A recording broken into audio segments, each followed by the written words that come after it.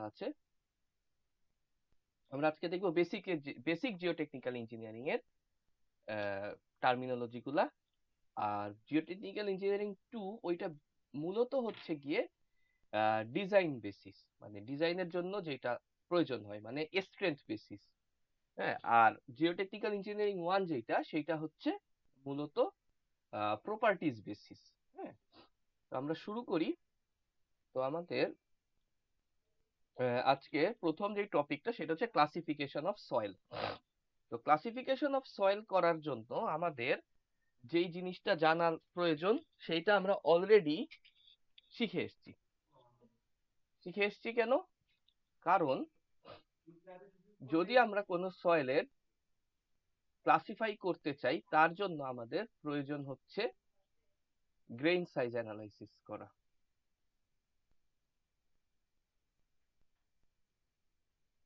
সেইটা আপনার fine grain স্যান্ডও হইতে পারে, কোর্স গ্রেইন স্যান্ডও হইতে। ওকে, ফাইন গ্রেইন স্যান্ড যদি হয় অথবা কোর্স গ্রেইন স্যান্ড যদি হয়, তার উপর ভিত্তি করে আমরা এই গ্রেইন সাইজ অ্যানালাইসিস এর উপর ভিত্তি করে আমরা সয়েলের ক্লাসিফিকেশন করি। তো সয়েলকে মোটা দাগে কয়েকটা ভাগে ভাগ করা যায়, যেটা আমাদের এখানে বলা আছে যে সয়েলকে আমরা 5 ভাগে ভাগ করি। G for gravel, S for sand, M for silt, C for clay, O for organic soil. তো এইখানে জি মানে হচ্ছে গ্রাভেল, বুঝাই যাচ্ছে স্যান্ড, ক্লে অর্গানিক সয়েল, আর সিল্টের জন্য এম। এটা হচ্ছে কি যে সিল্টের স্প্যানিশ হচ্ছে M, J A L A, হায়া, অথবা জালাও বলে অনেকে। তো এই ক্লাসিফিকেশনটা যে আমরা করব সয়েলের ক্লাসিফিকেশনটা মূলত করা হয় হচ্ছে ইউনিফাইড সয়েল ক্লাসিফিকেশন সিস্টেম বা ইউএসসিএস মেথডে। ইউএসসিএস এর যে মেথডটা, এইটা আবার গ্রহণ করেছে হচ্ছে ASTM, American society for testing materials. এইটার এএসটিএম ও ঠিক একইভাবে সয়েলের ক্লাসিফিকেশন করে। এবং এই আমাদের বিএনপিসি কোডটা যেহেতু এএসটিএম কে ফলো করে তৈরি করা, তাই আমাদের বিএনপিসিও এই পদ্ধতিতেই, অর্থাৎ ইউএসসিএস এর যে পদ্ধতি, সেই পদ্ধতিতেই সয়েলের ক্লাসিফিকেশন করে।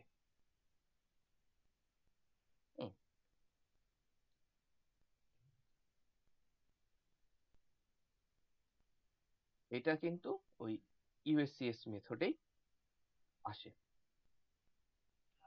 তো এখন এই যে সয়েলের ক্লাসিফিকেশন হয়, এইটা প্রথমে আমাদেরকে যেটা করতে হয়, প্রথমে আমরা করি হচ্ছে সিভ অ্যানালাইসিস। সিভ অ্যানালাইসিস সম্পর্কে আসলে নতুন করে আর আমাদের কিছু বলার নেই। যারা আমাদের ইঞ্জিনিয়ারিং ম্যাটেরিয়ালস ক্লাস করেছে, আমরা সিভ অ্যানালাইসিস সম্পর্কে জানি। ওইখান থেকে আমরা এফএম বের করা শিখেছি। তো আমরা যখন সয়েলের ক্লাসিফিকেশন করব, এফএম কিন্তু একটা ওয়ান অফ দ্য ক্লাসিফাইং ফ্যাক্টর। কিন্তু এফএম এর ইউজটা জিওটেকনিক্যাল ইঞ্জিনিয়ারিং এ প্রয়োজন নেই। এফএম এর ইউজটা মেইনলি প্রয়োজন হচ্ছে আরসিসি, কংক্রিট তৈরি করার ক্ষেত্রে বা মর্টার তৈরি করার ক্ষেত্রে। হ্যাঁ, তো আমরা তাহলে জিওটেকনিক্যাল ইঞ্জিনিয়াররা কিভাবে এই গ্রেইন সাইজ অ্যানালাইসিসটা কাজে লাগাবো? আমরা কাজে লাগাবো হচ্ছে এইটা, যে আমার গ্রেইন সাইজ বিভিন্ন সাইজের এই সিভের মধ্যে দিয়ে পাস করে যাবে। পাস করে গেলে আমাদের যে যে বিভিন্ন সাইজের জন্য আমরা সেইগুলাকে নামকরণ করব। যে যেমন এটা হচ্ছে আমেরিকার অ্যাস্টো, এমআইটি। তো অ্যাস্টোটা খুবই পপুলার, কারণ অ্যাস্টো ফলো করে আমাদের রোড ডিজাইন হয়। তো এইটার জন্য তারা যেটা বলছে যে গ্র্যাভেল বলতে বোঝায় যেই সকল পার্টিকেল 2 মিলিমিটারের থেকে বড় এবং 76.2 মিলিমিটার থেকে ছোট বা তার সমান। হ্যাঁ, তারা 2 মিলিমিটার থেকে 0.075 মিলিমিটার পর্যন্ত তারা হচ্ছে স্যান্ড। 0.075 থেকে 002 পর্যন্ত যারা, তারা হচ্ছে সিল্ট। যারা 002 এর থেকে ছোট তারা হচ্ছে ক্লে। এইটা আমাদের বিএনবিসি তে এসেছে এইভাবে। যেহেতু আমাদের বিএনপিসি এসআই ইউনিটে করা, যে বোল্ডার হচ্ছে যারা 300 মিলিমিটার বা 12 নাম্বার সিভে রিটেন করে। কোবল যারা 300 থেকে 75 মিলিমিটার সাইজে হয় এবং 3 ইঞ্চি সিভে রিটেন করে, কিন্তু 12 ইঞ্চি সিভে পাসিং হয়। 12 ইঞ্চি সিভ দিয়ে পাস হবে এবং 3 ইঞ্চি সিভে রিটেন করবে। তারপর হচ্ছে গ্র্যাভেল হচ্ছে গিয়ে 75 থেকে 4.75 পর্যন্ত, অর্থাৎ ভাই পিডিএফটা আর একটু জুম করে দিলে ভালো হতো।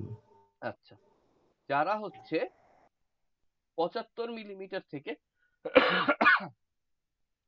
4.75 মিলিমিটার এই রেঞ্জের মধ্যে থাকে, তারা হচ্ছে গ্র্যাভেল।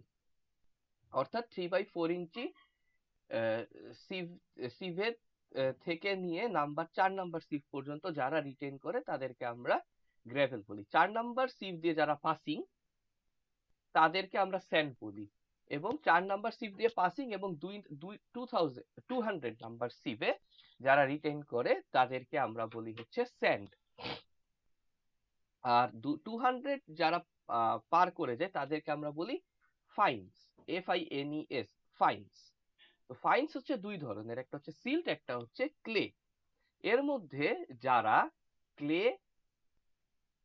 হয় তারা হচ্ছে 0.002 মিলিমিটারের ছোট আর এর থেকে বড়। তো এটা আপনারা করে রাখতে পারেন, বিএনবিসি টেবিল 6.3.1, এইখানে হচ্ছে পার্টিকেল সাইজের রেঞ্জটা দেওয়া আছে।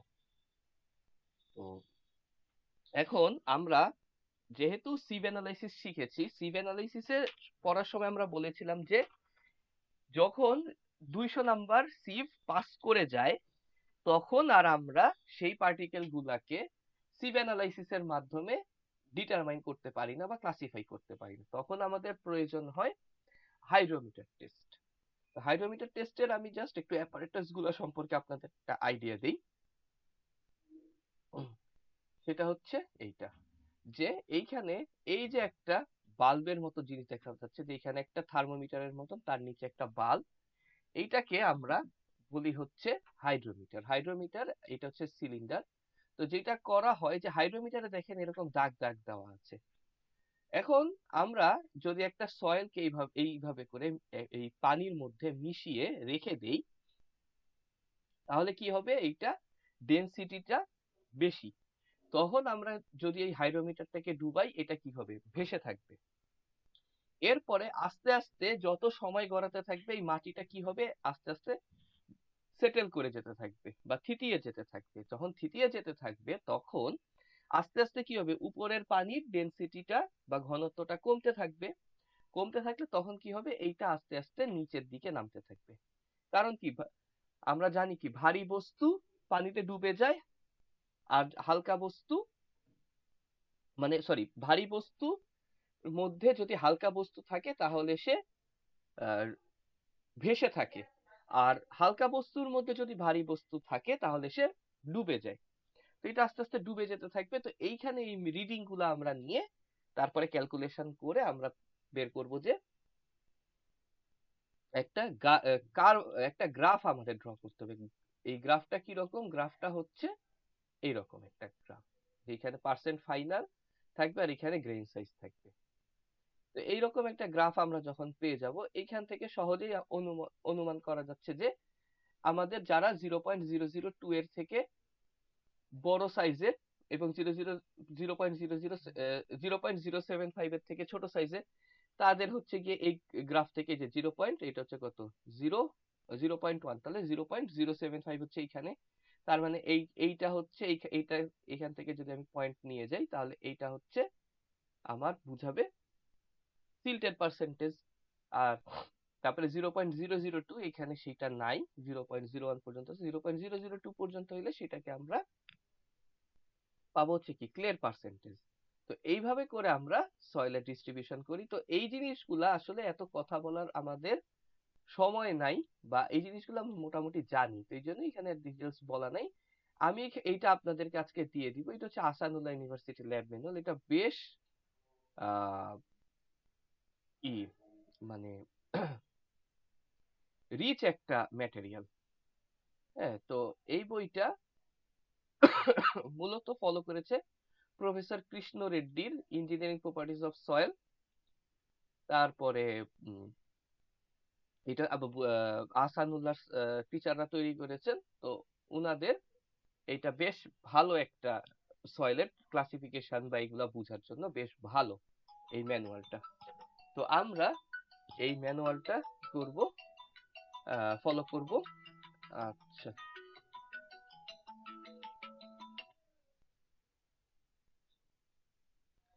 তো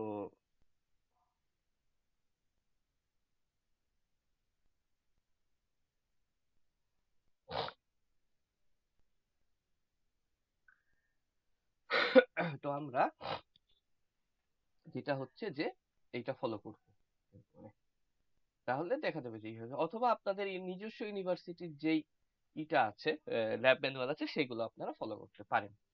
আর এই কোর্সের জন্য আমরা কিছু বই ফলো করেছি, সেই বইগুলাও আমি আপনাদেরকে ক্লাসের শেষে ওই গ্রুপে আপলোড করে দিব। আচ্ছা, তারপরে এইবার আসি হচ্ছে এফেক্টিভ সাইজ D10। D10টাকে আমরা বলি হচ্ছে এফেক্টিভ সাইজ। কোন পার্টিকেলের এফেক্টিভ সাইজ D10 বলতে বোঝায় অ্যাকচুয়ালি যে সেই সয়েলের মধ্যে যেসব সয়েল 10% ফাইনার রয়েছে। আমরা যদি আগের দিনেরটা মনে থাকে যে ইঞ্জিনিয়ারিং ম্যাটেরিয়ালস এর এটা যদি আমরা দেখি, ইঞ্জিনিয়ারিং ম্যাটেরিয়ালস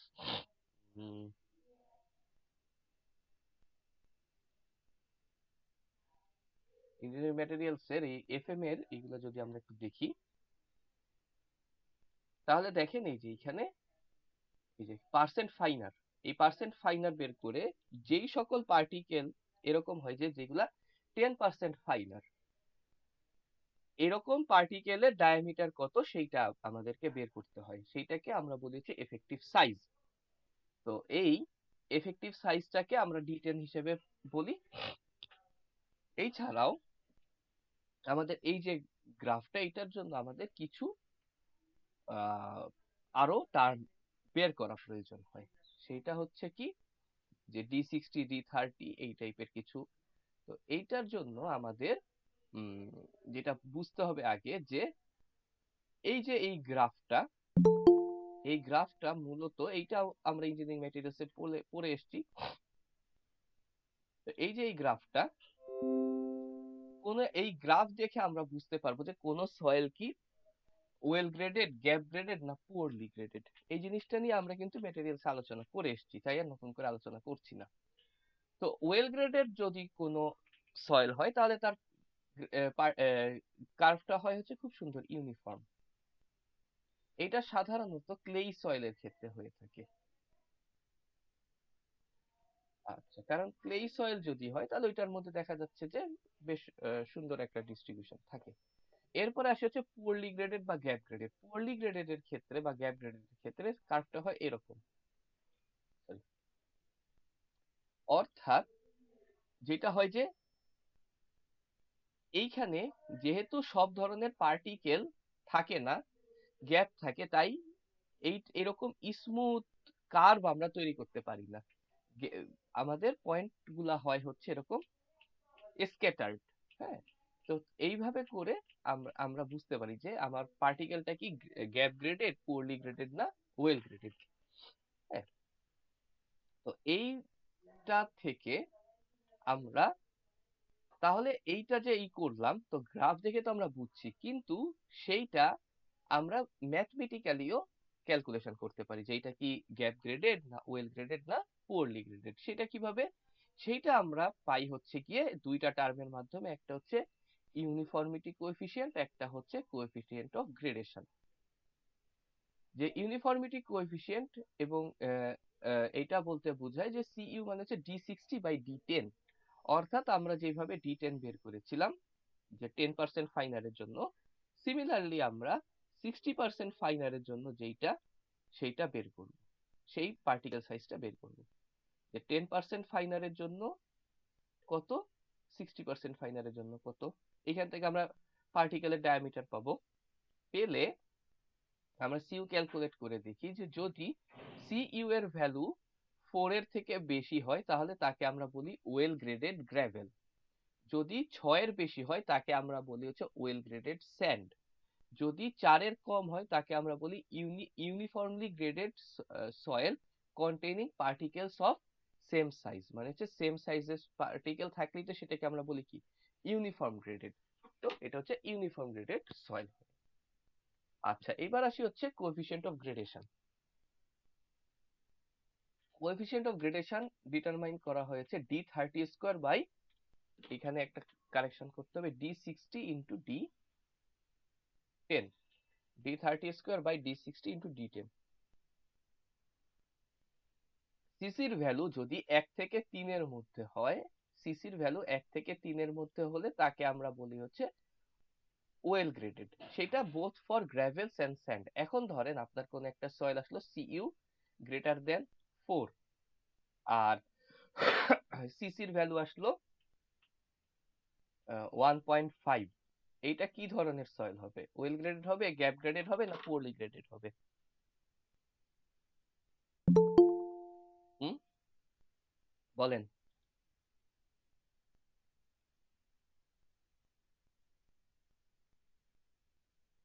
কি ব্যাপার বলেন।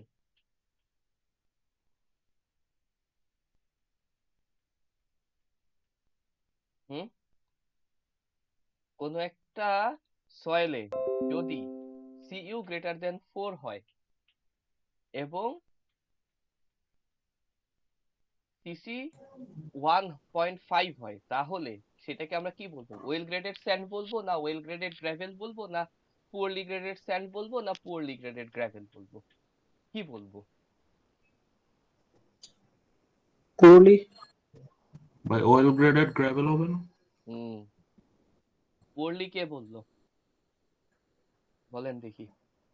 ওয়েল গ্রেডেড কে চারে বললেন? জি ভাই আমি আর মেহেদি ভাই কলেজ বললেন ওয়েল গ্রেডেড নাকি? না আমি পুরলি গ্রেডেড আর কি। হ্যাঁ, মেহেদি ভাই পুয়ারলি গ্রেডেড ইউনিফর্মলি। বলছে। হ্যাঁ হ্যাঁ আচ্ছা, জি। আবার পড়েন লেখাটা।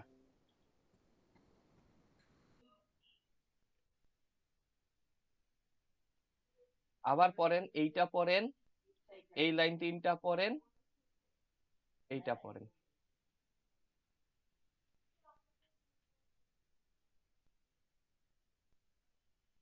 বাকিরা কিছু বলেন।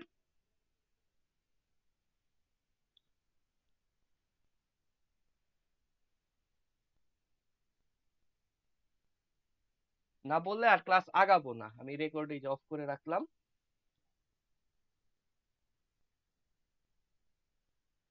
তারপরে হচ্ছে যে তাইলে সয়েল, ভাই মানে বিষয়টা হচ্ছে 4 থেকে বড় হইলে সেটাকে আমরা গ্র্যাভেল বলতেছি, এরপরে যদি দেখা যায় যে এটা 6 থেকে বড় হইতেছে তাইলে ওই সময় কি আমরা এটা স্যান্ড বলবো সিউটা। হ্যাঁ হ্যাঁ, সিইউ এর ভ্যালুটা আচ্ছা আসবেই আচ্ছা 6 এর বেশি।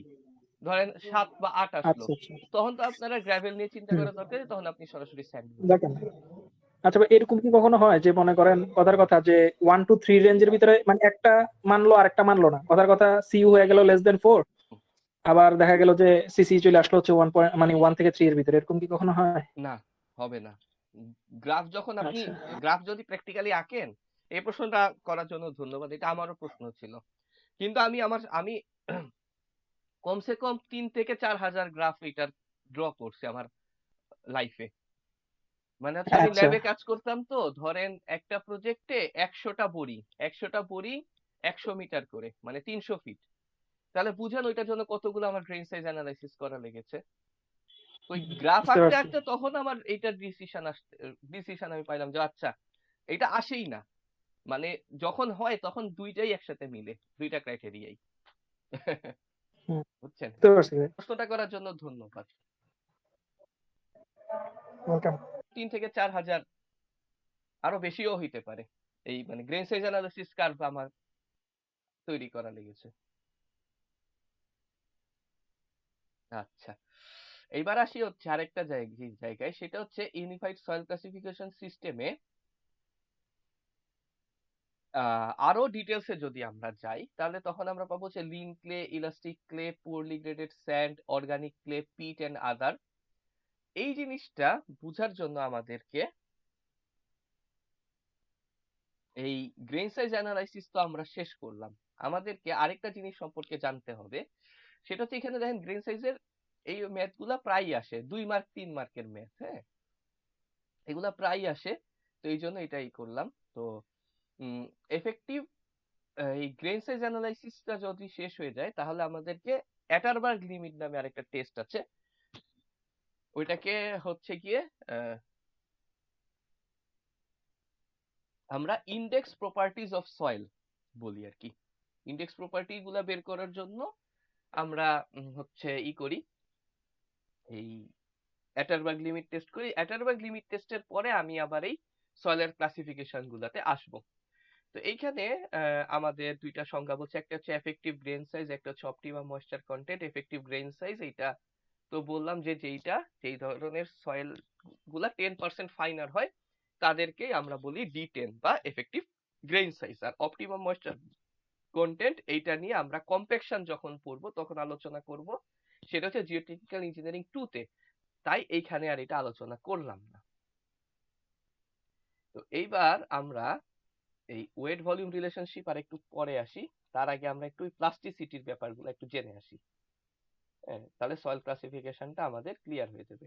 আমাদের এইখানে চ্যাপ্টারগুলো সাজানো হয়েছে বেসিক্যালি হচ্ছে বিএম দাসের বইয়ে ফলো করে, হ্যাঁ, তো এই জন্য মনে হইতে পারে যে জিনিসটা একটু অগোছালো। তো এই জন্য আমি হচ্ছে যেভাবে পড়াচ্ছি আমার মনে হয় যে ওই ক্লাসিফিকেশন থেকে গিয়ে এইভাবে করে গেলে ভালো হবে। আচ্ছা, তারপরে হচ্ছে যে আমরা যেটা বললাম যে plasticity and structure of soil, এইটা চ্যাপ্টারের টপিক, যদিও এটাকে আমরা বলতে পারি হচ্ছে index properties of soil. Index properties গুলা আমরা সাধারণত প্রকাশ করি হচ্ছে অ্যাটারবার্গ লিমিটের মাধ্যমে। বিজ্ঞানী অ্যাটারবার্গ এইগুলা করেছেন। তো এই অ্যাটারবার্গের পেশা, এটা আমি প্রতি ব্যাচেই করি, যে অ্যাটারবার্গের পেশা কি ছিল কেউ কি বলতে পারেন? মানে এটা নট নেসেসারিলি যে আপনার জানাই লাগবে, মানে এটা জাস্ট তাকে একটা ট্রিবিউট পে করা আর কি। অ্যাটারবার্গ লিমিট যার নামে, সেই অ্যাটারবার্গ সাহেব ছিলেন বেসিক্যালি কৃষিবিদ। উনি আমাদের তো হচ্ছে গিয়ে যারা কৃষিবিদ তাদেরও সয়েলের ক্লাসিফিকেশন করা লাগে, যেমন কি হয় এঁটেল মাটি, বেলে মাটি, দোআঁশ মাটি। এঁটেল মাটি বলতে আমরা যেটাকে বুঝি সেটাকে আমরা বলি হচ্ছে ক্লে, কাদা মাটি। বেলে মাটি হচ্ছে কি বালু বা স্যান্ড। তো তাদের এক ধরনের ক্লাসিফিকেশন, আমাদের আরেক ধরনের ক্লাসিফিকেশন। তো এটা মূলত আসে হচ্ছে যে ইসের জন্য, কৃষি কাজের জন্য, কিন্তু পরবর্তীতে এইটা সিভিল ইঞ্জিনিয়াররা অ্যাডপ্ট করেন এবং এই অ্যাডপশনের পিছনে ক্যাসাগ্রান্ডে নামে একজন বিজ্ঞানীর বেশ ভালো অবদান আছে। তো আমাদের জিওটেকনিক্যাল ইঞ্জিনিয়ারিং আমরা দুই ধরনের ক্যাসাগ্রান্ডের নাম পাই, একজন হচ্ছে আর্থার ক্যাসাগ্রান্ডে আর একজন হচ্ছে পি ক্যাসাগ্রান্ডে। তো এইটার ক্ষেত্রে আর্থার ক্যাসাগ্রান্ডে এইটাকে করেন, মূলত এটাকে আরো স্ট্যান্ডার্ডাইজড করেন, এবং যেই অ্যাপারেটাসের মাধ্যমে আমরা অ্যাটারবার্গ লিমিট টেস্ট করি তার নাম হচ্ছে ক্যাসাগ্রান্ডেজ অ্যাপারেটাস। তো অ্যাটারবার্গ লিমিটটা আসলে কি বোঝায়, যে ধরেন একটা আছে সলিড, কোনো কিছুর মধ্যে, এই সলিডের মধ্যে যদি আমি পানি দিতে থাকি, পানি দিতে থাকলে একটা নির্দিষ্ট পরিমাণ পানি বা একটা নির্দিষ্ট পার্সেন্টেজের পানি যখন এর মধ্যে অ্যাড হয়ে যাবে, তখন এইটা সেমি সলিড, মানে সলিড হিসেবে থাকবে না, আবার এটা লিকুইডও হবে না, এটা সেমি সলিড আকারে থাকবে, যেটা হচ্ছে যে কিছুটা আপনার ওই দলা দলা হয়ে থাকবে, কিন্তু মানে একদম শক্তও থাকবে না, আবার একদম নরমও থাকবে না, এটা একটু দলা দলা থাকবে। তো এই জিনিসটাকে আমরা বলি শ্রিঙ্কেজ লিমিট। তো শ্রিঙ্কেজ বলার কারণটা হচ্ছে কি, যে এইটা সেমি সলিড অবস্থা থেকে যদি কখনো কোনো বস্তু সলিডে যায় তখন তার শ্রিঙ্ক হয়, তার ভলিউমটা কমে যায়। আবার সলিড অবস্থা থেকে যখন সেমি সলিডে যায় তখন তার ভলিউমটা বেড়ে যায়, এই জন্য এটাকে আমরা বলি হচ্ছে শ্রিঙ্কেজ লিমিট। আচ্ছা, তারপরে শ্রিঙ্কেজ লিমিট, যেটা শ্রিঙ্কেজ লিমিটের বা সেমি সলিড অবস্থায় থাকা পরে, সেমি সলিড অবস্থায় থাকার পরে তাকে যদি আমরা আরো পানি দেই তখন সে কি হয়, তাকে রিমোল্ডিং করা যায়। রিমোল্ডিং মানে কি, যে আমরা যখন ছোটবেলায় পুতুল বানাইতাম, পুতুলের হাত যখন বানাতাম, আমি জানি না আপনারা এইটা করেছেন কিনা, অনেকে আছে আমার থেকে অনেক জুনিয়র ব্যাচের, তো যারা পুতুল বানাইছি আমরা, যারা মোটামুটি ঢাকার বাইরে যারা, তারা তো অনেক বানিয়েছেন, আমরা যারা ঢাকায় বড় হয়েছি তাদের এটার সুযোগ কম হয়েছে, কিন্তু তারপরেও আমরা যখন খেলতাম তখন পুতুলের হাত বানাইতাম যখন, তখন কি একটা রোল করতাম। হ্যাঁ, তো রোল করতাম, তো এইরকম রোল করা যাবে সেটাকে বলা হচ্ছে প্লাস্টিক স্টেট। আর এইটাকে যখন আমরা আরো বেশি পরিমাণ পানি দিব, তখন এটা কি হবে, যে এটা তখন ফ্লো করতে পারবে, অর্থাৎ কাদা মাটির মধ্যে পানি দিলে কি হয়, এটা এরকম কাদাটা ছড়াই যেতে থাকে, যেটা আমাদের বৃষ্টির সময় হয়, যে কাদা কাদা হয়ে যায় রাস্তাগুলা, তখন এটা থাকে হচ্ছে লিকুইড স্টেটে। এই জিনিসটাই মূলত আমাদের অ্যাটারবার্গ লিমিটের মাধ্যমে আমরা প্রকাশ করি। এই যে তিনটা লিমিটের কথা বললাম, যে সলিড অবস্থা থেকে সেমি সলিডে যাওয়ার জন্য যেই পরিমাণ পানি ওর প্রয়োজন হয় তাকে আমরা বলি শ্রিঙ্কেজ লিমিট। তারপরে সেমি সলিড অবস্থা থেকে প্লাস্টিক অবস্থায় যাওয়ার জন্য যেই পরিমাণ পানি একে দেওয়ার প্রয়োজন হয় তাকে আমরা বলি প্লাস্টিক লিমিট। আর প্লাস্টিক অবস্থা থেকে লিকুইড অবস্থায় যাওয়ার জন্য একে যেই পরিমাণ পানি দেওয়ার প্রয়োজন হয় তাকে আমরা বলি হচ্ছে লিকুইড লিমিট। তো এই লিকুইড লিমিট এবং প্লাস্টিক লিমিট, এইগুলার উপর ভিত্তি করে আমাদের সয়েলের কিন্তু ক্লাসিফিকেশন করতে হবে। তো সেটা হচ্ছে কি রকম, যে আমরা গ্রেন সাইজ অ্যানালাইসিস করে ফেললাম, করে সিভ অ্যানালাইসিস এর মাধ্যমে স্যান্ডের পার্সেন্টেজ পেলাম, তারপরে হাইড্রোমিটার অ্যানালাইসিস করে আমরা ক্লে আর সিল্ট দুইটাই পেলাম, কিন্তু এখানে কোনটা কত পার্সেন্ট আছে সেইটাও আমরা হাইড্রোমিটার থেকে পাই। কিন্তু কোনো কিছুর পার্সেন্টেজ বেশি হইলেই যে তাকে আমরা সিল্ট নাম দিব বা ক্লে নাম দিব এরকম না। আমরা কি করি, এই যে অ্যাটারবার্গ লিমিট টেস্ট করলাম এটার উপর ভিত্তি করে সেই সয়েলটাকে ক্লে বলবো না সিল্ট বলবো সেটা ডিটারমাইন করি। হ্যাঁ, এখানে অনেক কিছু আছে, এটা সংজ্ঞাগুলোও আমি দিয়ে দিয়েছি। আচ্ছা, তো আমাদের এই জিনিসগুলা একটা একটা করে আসি। একটা প্রথমে আসে হচ্ছে প্লাস্টিসিটি ইনডেক্স। প্লাস্টিসিটি ইনডেক্সকে আমরা বলি হচ্ছে liquid limit minus plastic limit. অর্থাৎ এটাকে লিকুইড অবস্থায় আছে কোনো বস্তু, সেটাকে প্লাস্টিক অবস্থায় নিয়ে যাওয়ার জন্য যেই পরিমাণ পানি তার থেকে বের করে নিতে হবে, অথবা কোনো বস্তু প্লাস্টিক অবস্থায় আছে তার সাথে যেই পরিমাণ পানি অ্যাড করলে সে লিকুইড অবস্থায় যাবে সেটাকে আমরা বলি হচ্ছে প্লাস্টিসিটি ইনডেক্স। তো এইটার উপর ভিত্তি করে আমরা সয়েলকে কয়েকভাবে ভাগ করি। বেসিক্যালি এইটাকে আমরা ক্লেই, যেই সয়েলটা ক্লে অথবা সিল্টি ক্লে অথবা ক্লেই সিল্ট, সিল্টি ক্লে অথবা ক্লেই সিল্ট, এই কয়টা সয়েলকে আমরা এইভাবে ভাগ করি যে non plastic, low plastic, medium plastic, high plastic. যখন কোনো ক্লে হাই প্লাস্টিক হয় তখন তাকে আমরা বলি সিএইচ, যখন কোনো সিল্ট হাই প্লাস্টিক হয় তাকে আমরা বলি এমএইচ, যখন কোনো ক্লে লো প্লাস্টিক হয় তাকে আমরা বলি সিএল, যখন কোনো সয়েল কি বলে হাই প্লাস্টিক, মানে কোনো সিল্ট হাই প্লাস্টিক হয় তখন তাকে আমরা বলি হচ্ছে এমএইচ। এই যে এই টার্মগুলা আমরা কিন্তু ফেলে এসছি এই জায়গাতে। তো আমি এখানে একটু দিয়ে দিই, যে যেমন সিএল যেটা লো প্লাস্টিক যেই ক্লে তাকে আমরা বলি লিন ক্লে, হাই প্লাস্টিক যেই সিল্ট তাকে আমরা বলি ইলাস্টিক সিল্ট।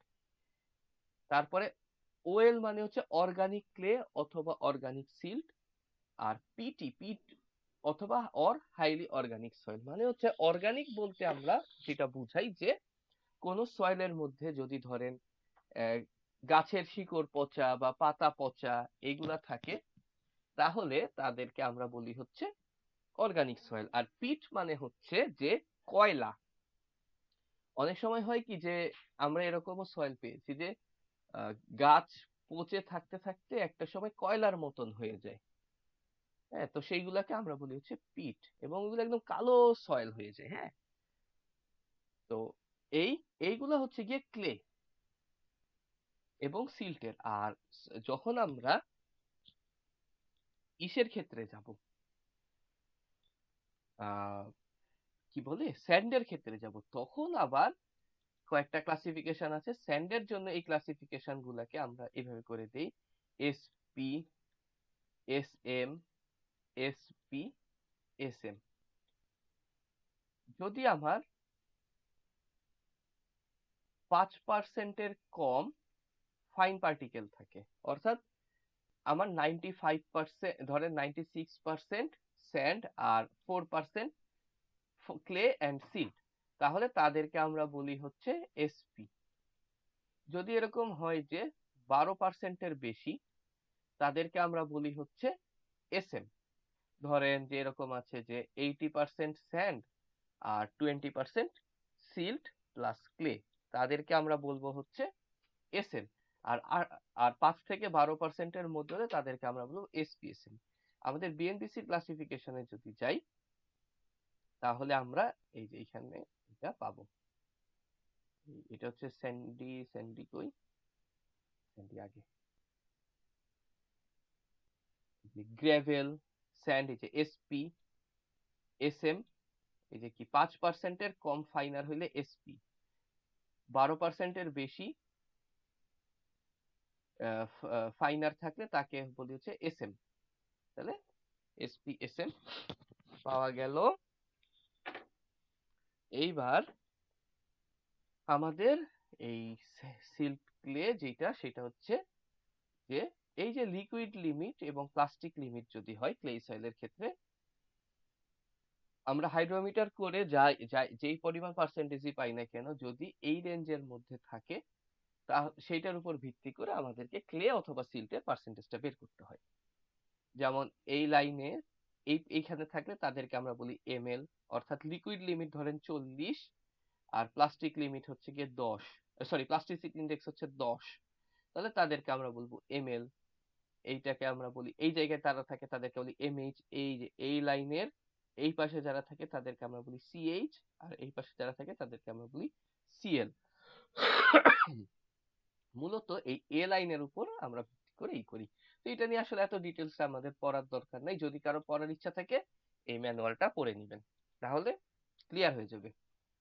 আমি জাস্ট জিনিসটা আপনাদের সাথে বোঝানোর জন্য বলে রাখলাম যে কিভাবে সয়েলের ক্লাসিফিকেশনটা এই দুইটা টেস্টের উপর ভিত্তি করে হয়। তো এইখানে আমাদের কিছু ইম্পর্টেন্ট টার্ম জানা লাগে। তার যেমন আমরা প্লাস্টিসিটি ইন্ডেক্স পেলাম, যে প্লাস্টিসিটি ইন্ডেক্সের উপর ভিত্তি করে আমরা সয়েলের দুই ধরনের ক্লাসিফিকেশন পাই। একটা হচ্ছে তার প্লাস্টিসিটি বুঝাই, আর একটা হচ্ছে যে সয়েলটা ওই গ্রাফে বসায়, যে এই গ্রাফে বসায় দেখি যে এটা কি ধরনের সয়েল। আচ্ছা, এবার আসি হচ্ছে আরেকটা ইন্ডেক্স, সেটা হচ্ছে লিকুইডিটি ইন্ডেক্স। লিকুইডিটি ইন্ডেক্সটা মানে হচ্ছে কি, যে কোনো পার্টিকেল আমার লিকুইডের মতন বিহেভ যদি করে, তার লিকুইডিটি ইন্ডেক্স তত বেশি। হ্যাঁ, যে যত বেশি লিকুইডের মতো বিহেভ করবে তার লিকুইডিটি ইন্ডেক্স তত বেশি। আচ্ছা, এই জন্য যেটা দেখেন লিকুইড স্টেটে আইএল এর ভ্যালু, লিকুইডিটি ইন্ডেক্সের ভ্যালু 1-এর থেকে বেশি, এবং সেমি সলিড আর সলিড স্টেটের ক্ষেত্রে এটা নেগেটিভ। আচ্ছা, এর ঠিক জাস্ট রিভার্সটা হচ্ছে গিয়ে কনসিস্টেন্সি ইন্ডেক্স। কনসিস্টেন্সি নিয়ে আমি এর আগেও আপনাদেরকে বলেছি যে কনসিস্টেন্সি মানে হচ্ছে ঘনত্ব বা ডেনসিটি। কোনো বস্তু যদি সলিড অবস্থায় থাকে তাহলে তার ডেনসিটি বেশি হয়, আর লিকুইড অবস্থায় থাকলে তার ডেনসিটি কম হয়। এটার ব্যতিক্রম হচ্ছে শুধুমাত্র পানি। পানির হচ্ছে ঘন, এই সলিড অবস্থায় এর ডেনসিটিটা বেশি হয়, তাই না? না, ডেনসিটি বেশি হয় না, তো ভলিউম বেশি হয় আর কি। পানির থেকে বরফের ভলিউম বেশি হয়। আচ্ছা, তো ভলিউম বেশি মানে তার ডেনসিটিটা কম। এটাই হচ্ছে গিয়ে কনসিস্টেন্সি ইন্ডেক্স, যে কোনো বস্তু যদি সলিডের কাছাকাছি হয় তার কনসিস্টেন্সি ইন্ডেক্স বেশি হবে। কেউ কি কোনো প্রশ্ন করতে চাচ্ছিলেন বা কিছু বলতে চাচ্ছিলেন? আচ্ছা, তো এই হচ্ছে গিয়ে আমাদের দুইটা টার্ম। আরেকটা হচ্ছে গিয়ে ফ্লো ইন্ডেক্স। ফ্লো ইন্ডেক্সটা বলতে বোঝায় যে কোনো সয়েলের ফ্লো অ্যাবিলিটিটা এখন বর্তমানে কত হয়? এটা একটা লগারিদমিক গ্রাফের মাধ্যমে হয়। আপনারা যদি এটা দাস অথবা মূর্তি অথবা অরোরা যে কারো বই থেকে দেখে নিতে পারেন যে দাস অথবা মূর্তি, দাস মানে হচ্ছে বিএম দাস, বিএনএস মূর্তি অথবা কে অরোরা, তিনজনের যে কোনো একটা বইতেই দেখে নিতে পারেন যে এটা গ্রাফটা কিরকম হয়। আচ্ছা, তারপর হচ্ছে টাফনেস ইন্ডেক্স। টাফনেস আমরা ইঞ্জিনিয়ারিং ম্যাটেরিয়ালসেও দেখেছি যে টাফনেস বলতে বোঝায় হচ্ছে কি কোনো বস্তুর শিয়ারিং স্ট্রেংথ কত বেশি। সয়েলের ক্ষেত্রে যেটা হচ্ছে সয়েলের কিন্তু মূল স্ট্রেংথটা আসে হচ্ছে তার শিয়ার স্ট্রেংথ থেকে। হ্যাঁ, ক্লের ক্ষেত্রে হচ্ছে আনট্রেন্ড শিয়ার স্ট্রেংথ, আর স্যান্ডের ক্ষেত্রে এটাকে আমরা বলি হচ্ছে অ্যাঙ্গেল অফ ফ্রিকশন। এটা মূলত তা সয়েলের শিয়ারটা কি হয় যে সয়েলের যদি এটা একটা ক্লেই সয়েল হয় তো এটাকে আমি যদি লোড দিই তাহলে দেখা যাবে যে এটা এইভাবে করে ভেঙে যাচ্ছে, এভাবে করে লোড দিলে। এটা হচ্ছে তাদের মধ্যে যে শিয়ার অ্যাকশনের কারণে এটা জোড়া লেগে থাকে, কিন্তু ফেল করে হচ্ছে যখন শিয়ারে ফেলিয়ার হয়। অথবা যদি স্যান্ডি সয়েল হয় তাহলে আমি যদি এখানে শিয়ার দেই, মানে হচ্ছে যে একটা এইদিকে ধাক্কা দেই আর একটা এইদিকে ধাক্কা দেই, তখন কি হয় এইটা এইভাবে করে ক্র্যাক করে। অর্থাৎ প্রতিটাই দেখেন একটা অ্যাঙ্গেলে ক্র্যাক করে, কারণ তাদের মধ্যে শিয়ার স্ট্রেংথ আছে। এটাই হচ্ছে গিয়ে। তারপরে আরেকটা জিনিস হচ্ছে অ্যাক্টিভিটি অফ ক্লে। এই অ্যাক্টিভিটিটা প্রথম এটা দেখেন হচ্ছে স্কেম্পটন এইটা এইভাবে করে ব্যাখ্যা করেন যে কোন বস্তুর plasticity index is proportional two তার ক্লের পার্সেন্টেজ, যে তার মধ্যে যত পার্সেন্ট ক্লে আছে সেইটা তার প্লাস্টিসিটি ইন্ডেক্সটাকে বাড়ায় দেয়। তো অ্যাক্টিভিটিটা বলতে অ্যাকচুয়ালি কি বোঝায়? অ্যাক্টিভিটি বলতে বোঝায় হচ্ছে যে কোনো বস্তুর মধ্যে যদি আমরা পানি দেই, কোনো সয়েলের মধ্যে যদি পানি দেই, সে কত বেশি সোয়েল হয়, অথবা কোনো বস্তু থেকে যদি আমরা পানি বের করে দেই সেইটা কত বেশি শ্রিঙ্ক হয়। সোয়েলিং এবং শ্রিঙ্ক, তো যার সোয়েলিং এবং শ্রিঙ্কিং যত বেশি তার অ্যাক্টিভিটি তত বেশি। এর উপর ভিত্তি করে আমরা মূলত তিন ধরনের সয়েল পাই, একটা হচ্ছে ইনঅ্যাক্টিভ, একটা হচ্ছে নর্মাল, একটা হচ্ছে অ্যাক্টিভ। অ্যাক্টিভ আবার তিন ধরনের আছে, low active, medium active, high active. তো সাধারণত ক্লেই সয়েল গুলাই হয় হচ্ছে বেশি অ্যাক্টিভ, আর স্যান্ডি সয়েল গুলা একদমই ইনঅ্যাক্টিভ হয়। মানে এটা পানি দিলে এদের সোয়েলিং এবং শ্রিঙ্কেজ খুব কম হয়। এই কারণে যে আমরা যখন সেটেলমেন্ট ক্যালকুলেশন করি যে ক্লেই সয়েলের জন্য সেটেলমেন্টটা খুব গুরুত্বপূর্ণ একটা ফ্যাক্টর। কারণ এরকম হইতে পারে যদি এটার মধ্যে থেকে পানি আসে তাহলে পানির কারণে এটা সোয়েলিং হয়ে যেতে পারে। তারপরে হচ্ছে sensitivity of clay. Sensitivity of clay এটা আমি সবসময় একটা দেই, মানুষের সাথে উদাহরণ দেই যে সেন্সিটিভ, এবং আরেকটা গাছের উদাহরণ দিই যেটা হচ্ছে যে লজ্জাবতী গাছ। আপনাদের মধ্যে কি কেউ লজ্জাবতী গাছ দেখেন নাই? এরকম কি কেউ আছেন যে আমি জীবনে লজ্জাবতী গাছ দেখি নাই?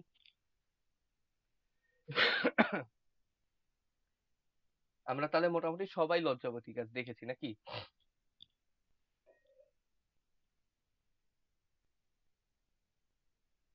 জি ভাই, দেখছি। লজ্জাবতী গাছে কি হয় যে ওইটাকে ছোঁয়ার সাথে সাথে সে বন্ধ হয়ে যায়, অর্থাৎ খুব সেন্সিটিভ, ধরলেই বন্ধ হয়ে যায়। আমাদের মধ্যে কিছু মানুষ আছে কিছু বললেই একদম ছ্যাদ করে উঠে, রেগে উঠে। এই ধরনের মানুষকে আমরা বলি কি? খুব সেন্সিটিভ মানুষ। আরে ভাই ও খুব সেন্সিটিভ, এই মেয়েটা খুব সেন্সিটিভ, একটু কিছু বললেই সে কেঁদে দেয়। ওই আঙ্কেলটা খুব সেন্সিটিভ, একটু কিছু বললেই উনি রেগে যায়।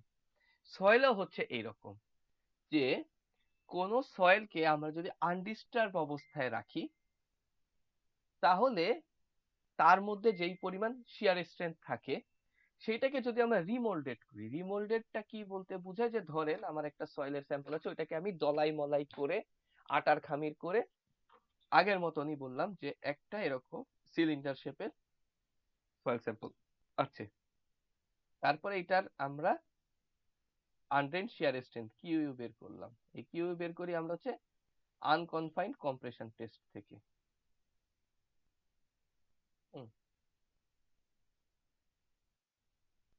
আনকনফাইন্ড কম্প্রেশন টেস্ট থেকে। তাহলে এইটার তারপরে নিলাম আনডিস্টার্ব অবস্থা, এরপর এটাকে কি করলাম দলাই মলাই করে ঠিক সিমিলার একটা সিলিন্ডার তৈরি করলাম। তো দেখা যায় যে এইটার জন্য যে কিউ ইউ আর রিমোল্ডেড অবস্থায় যে কিউ ইউ সেটার মধ্যে পার্থক্য থাকে। তো আনডিস্টার্ব অবস্থার কিউ ইউ সবসময়ই বেশি হবে অবশ্যই রিমোল্ডেড অবস্থার থেকে। তো যার সেন্সিটিভিটি যত বেশি সে তত বেশি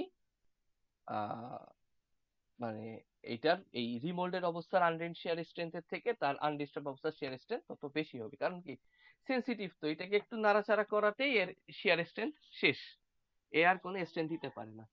তো এর উপর ভিত্তি করে আমরা 6 ভাগে ভাগ করি, ইনসেনসিটিভ থেকে কুইক। তো এরকম প্রশ্ন মাঝে মাঝে অবজেক্টিভেও আসে, সাবজেক্টিভেও আসে, যে এইটা দিয়ে দেয় যে আনডিস্টার্ব স্যাম্পলের কিউইউ এত, রিমোল্ডেড এর কিউইউ এত, এটা কি ধরনের সয়েল, এটা কি sensitive soil, low sensitive soil নাকি হাইলি সেনসিটিভ সয়েল।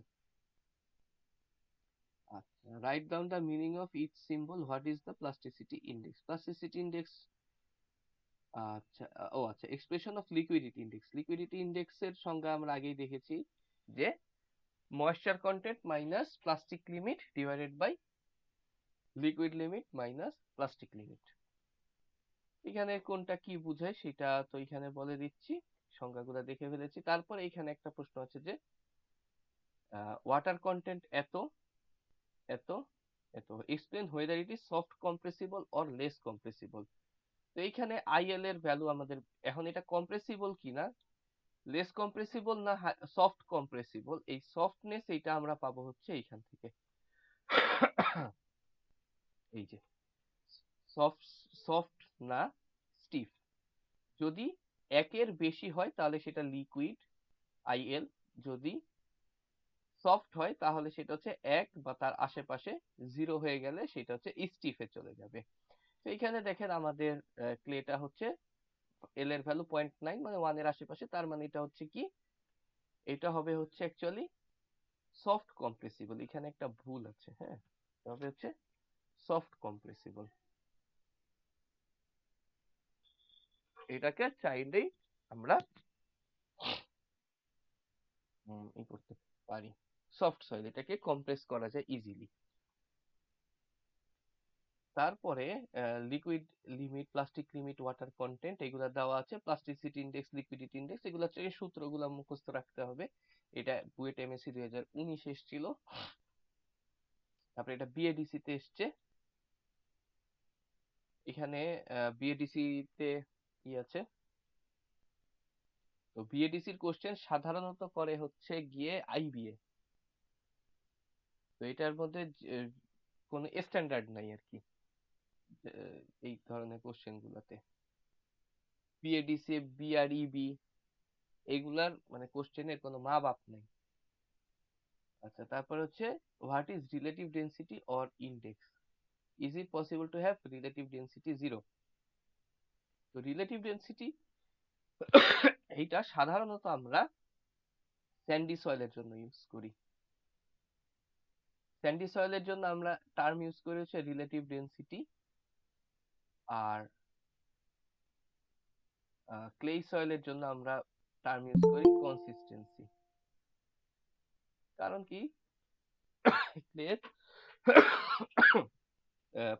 যেই প্রপার্টি গুলা সেইটা ডিফাইন করে হচ্ছে তার কনসিস্টেন্সি, এবং স্যান্ডের যেগুলা সেইগুলো হচ্ছে তার এই রিলেটিভ ডেন্সিটি। তো রিলেটিভ ডেন্সিটির সঙ্গে হচ্ছে e max minus e divided by e max minus e minimum. তো এটার মধ্যে ই মানে হচ্ছে গিয়ে ভয়েড রেশিও। ভয়েড রেশিও সম্পর্কে অবশ্য আমরা একটু পরেই পড়বো।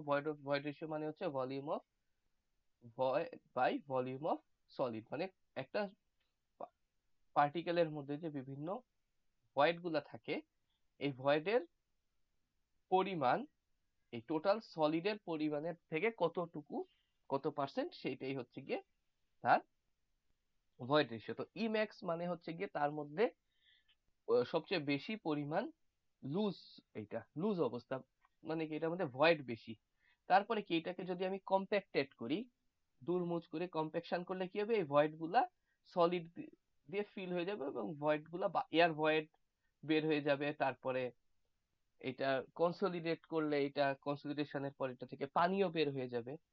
তো তখন এটা হয়ে যাবে কি সবচেয়ে কম যখন মানে ডেন্সেস্ট অবস্থা, সবচেয়ে ডেন্স অবস্থা যখন হবে তখন সেটা ভয়েড রেশিও কম হবে। তার মানে কি যে লুজ অবস্থায় এর ই ম্যাক্স থাকে, এটা বেসিক সেন্স থেকে বোঝা যায়। আর ডেন্স অবস্থায় এর থাকে হচ্ছে ই মিনিমাম।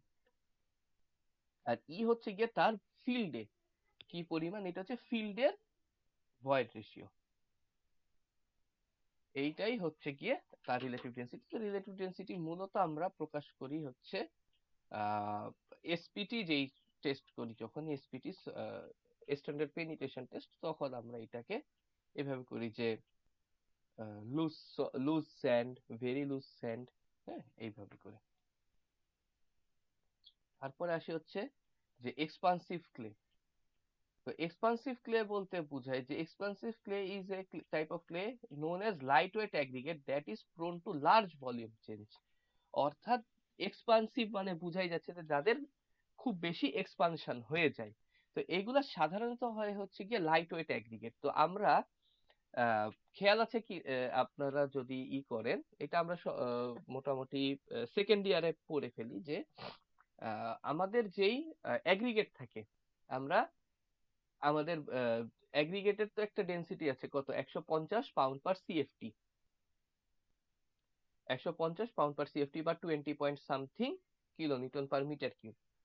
তো এইটার যে ওয়েট, এই ওয়েটটাকে কমানোর জন্য বাইরের দেশে যেটা করা হয় যে কংক্রিটটাকে হালকা করা হয়। কংক্রিটটাকে হালকা করলে কি হয়, ডেড লোডটা কমে যায়। ডেড লোড কমে যাওয়া মানে হচ্ছে কি, লোড কমে যাওয়া মানে হচ্ছে ওইটার মধ্যে যে কলাম বিম গুলা থাকে তাদের সেকশন গুলো কমায় নিয়ে আসা। তো এইটা কমানোর জন্য সবচেয়ে ইম্পর্টেন্ট যেটা লাগে সেটা হচ্ছে গিয়ে আমাদের লাইট ওয়েট অ্যাগ্রিগেট। আমরা ইঞ্জিনিয়ারিং ম্যাটেরিয়ালসে যখন কোর্স অ্যাগ্রিগেট পড়েছিলাম তখন বলেছিলাম যে কংক্রিটের মধ্যে মূল যেই ভলিউমটা দেয় বা মূল যেই ওজনটা দেয় বা মূল যেই ডেন্সিটিটা দেয় সেটা হচ্ছে গিয়ে দেয় হচ্ছে কোর্স অ্যাগ্রিগেট, এবং তাকে কমপ্লিমেন্ট করে হচ্ছে গিয়ে ফাইন অ্যাগ্রিগেট এবং সিমেন্ট। তো এই জন্য যেটা হচ্ছে যে লাইট ওয়েট অ্যাগ্রিগেটের জন্য আমাদের ওই কোর্স অ্যাগ্রিগেটটা বা সরি বা অ্যাগ্রিগেট যেটা থাকে সেটাকে আমার লাইট ওয়েট করতে হয়। তো এক্সপান্সিভ ক্লে হচ্ছে গিয়ে ওই ধরনের এক ধরনের লাইট ওয়েট অ্যাগ্রিগেট। যদিও আমরা এক্সপান্সিভ ক্লে দিয়ে তো আর করি না, কিন্তু এটা লাইট ওয়েট অ্যাগ্রিগেট বোঝানোর জন্য আমি উদাহরণটা টানলাম। এক্সপান্সিভ ক্লে এটা খুব ভয়ানক একটা জিনিস, যেটা অল্পের মধ্যেই এটার হচ্ছে গিয়ে ভলিউম কম বেশি হয়ে যায় পানি দিতে গেলে। আচ্ছা, তারপরে সিইউসিসি এগুলা দেওয়া আছে এখানে। আর এই ম্যাথ গুলা জাস্ট ওই সূত্র থেকে। তো এই গেল হচ্ছে কি আমাদের সয়েলের ক্লাসিফিকেশন। সয়েলের ক্লাসিফিকেশন পর্যন্ত আমরা যদি পড়ে ফেলি তাহলে আমাদেরকে এখন আমরা চলে যাব হচ্ছে আজকের সবচেয়ে গুরুত্বপূর্ণ টপিক, সেটা হচ্ছে ওয়েট ভলিউম রিলেশনশিপ। তো ওয়েট ভলিউম রিলেশনশিপে যাওয়ার আগে আমি হচ্ছে একটু 5 মিনিটের ব্রেক নিব এবং আমি এই লিংক থেকে বের হয়ে যাব। লিংক থেকে বের হয়ে যে যাব আপনাদেরকে আমি গ্রুপে নতুন আরেকটা লিংক দিচ্ছি, সেই লিংকে আপনারা সবাই জয়েন করে ফেলবেন। আমি আবার বলছি যে আমি এখন এই লিংক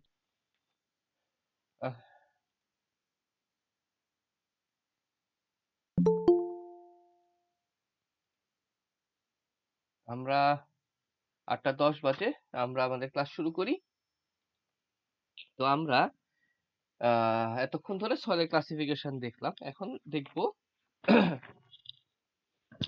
ওয়েট ভলিউম রিলেশনশিপ। তো এই ওয়েট ভলিউম রিলেশনশিপটা হচ্ছে জিওটেকনিক্যাল ইঞ্জিনিয়ারিং 1 এর সবচেয়ে ইম্পর্টেন্ট চ্যাপ্টার। স্ক্রিন দেখা যাইতেছে না। না, স্ক্রিন শেয়ার করিনি, স্ক্রিন শেয়ার করলে তাহলে দেখবেন।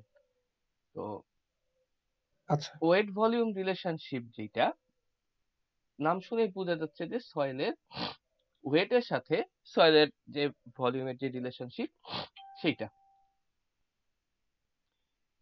তো ওয়েট ভলিউম রিলেশনশিপের ম্যাথ এত বেশি, এটা থেকে ম্যাথ তৈরি করা সম্ভব যে পরীক্ষাগুলোতে এই ম্যাথ গুলা মানে অহরহ আসতেই থাকে। তো এটার জন্য আমি সবচেয়ে ভালো যেটা পেয়েছিলাম যে প্রিন্সিপালস অফ জিওটেকনিক্যাল ইঞ্জিনিয়ারিং, আপনার আপডেটেড ভার্সন থাকলে আপডেটেড ভার্সন নিয়েও পড়তে পারেন, সমস্যা নাই।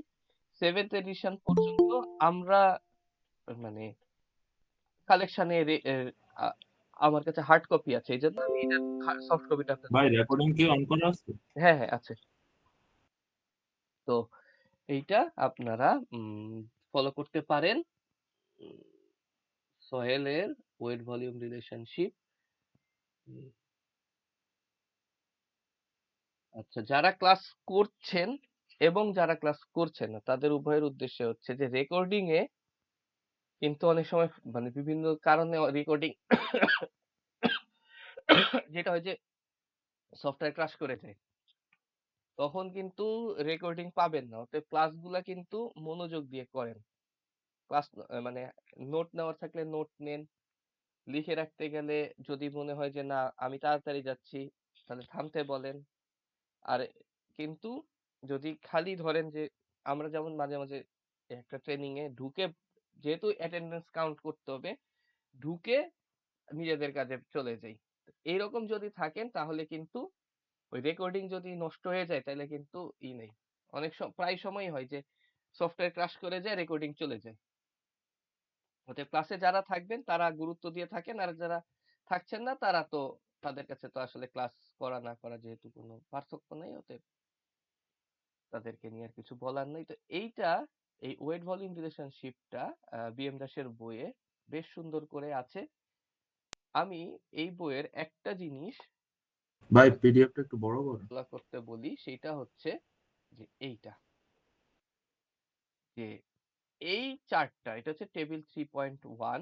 এই চার্টটা বিএম দাসের নতুন বইতে আমি খুঁজে পাই নাই 7th এডিশনের মধ্যে, যেহেতু এটা হার্ড কপি আমরা পড়ে অভ্যস্ত, তো এই ভার্সনটারই এটা আমরা মানে খুঁজে পেতে সুবিধা হয়। তো এইটা এগুলো আমি আপনাদেরকে দিয়ে দিব। তো এইখানে এই জিনিসটা চোখের সামনে রাখবেন, অথবা লাগলে এই পেজটা প্রিন্ট করাই নিবেন, প্রিন্ট করায় টেবিলের সামনে লাগায় রাখবেন। যখন অঙ্ক করবেন তখন এই সূত্রগুলা মাথায় রাখবেন। কারণ কি, কারণ হচ্ছে যে আমি দুই ভাবে আপনাদেরকে মানে এটার জন্য প্রিপেয়ার হইতে বলবো।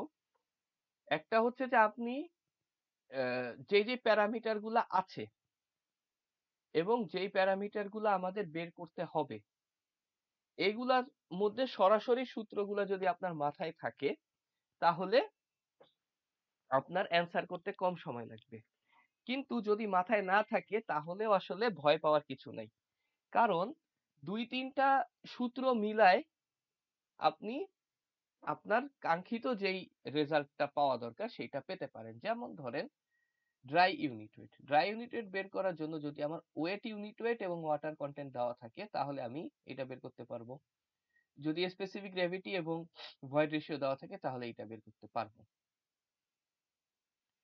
অথবা আমার যদি গামা স্যাচুরেটেড বের করতে হয় তাহলে এইটা।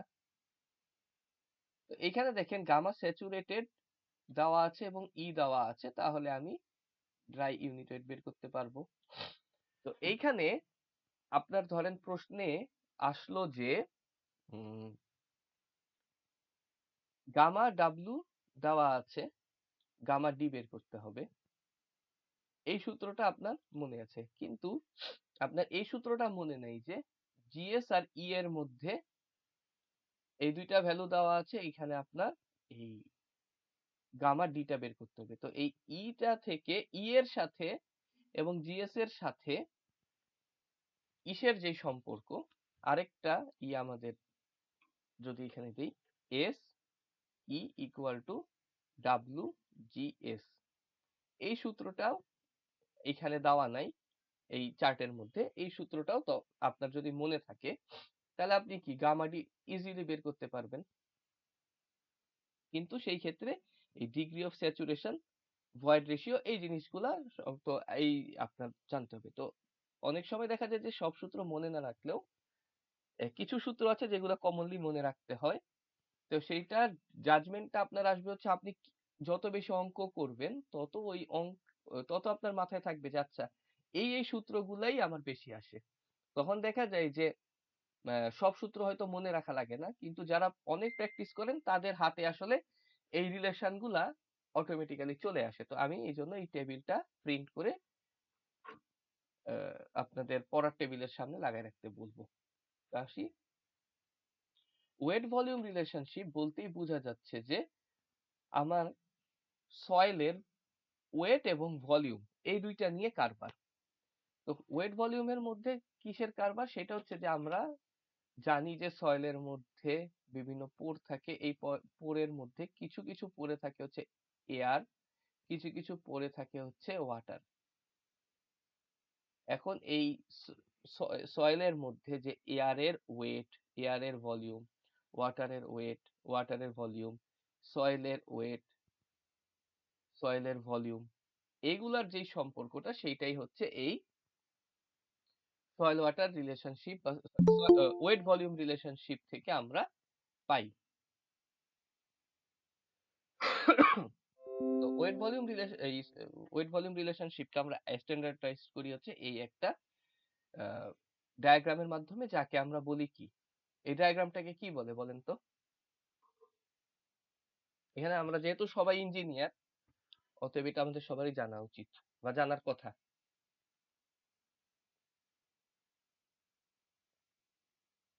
এই ডায়াগ্রামটাকে কি ডায়াগ্রাম বলে? এটার একটা নাম আছে।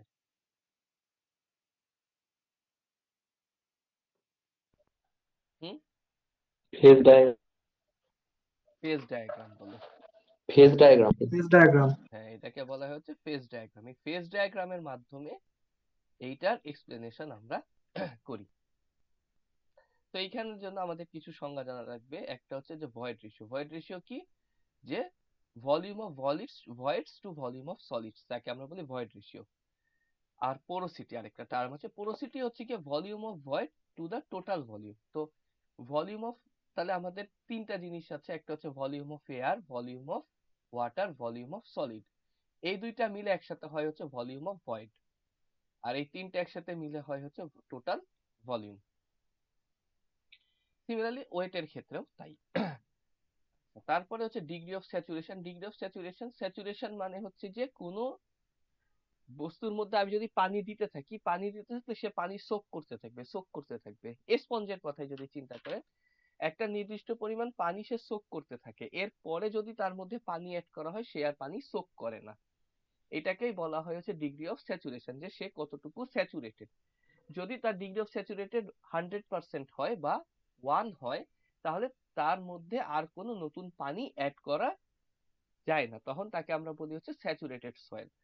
আর যদি ডিগ্রি অফ স্যাচুরেশন 1 এর থেকে কম হয় বা 100% এর থেকে কম হয়, তখন তাতে কি হবে, পানি অ্যাড করা যাবে।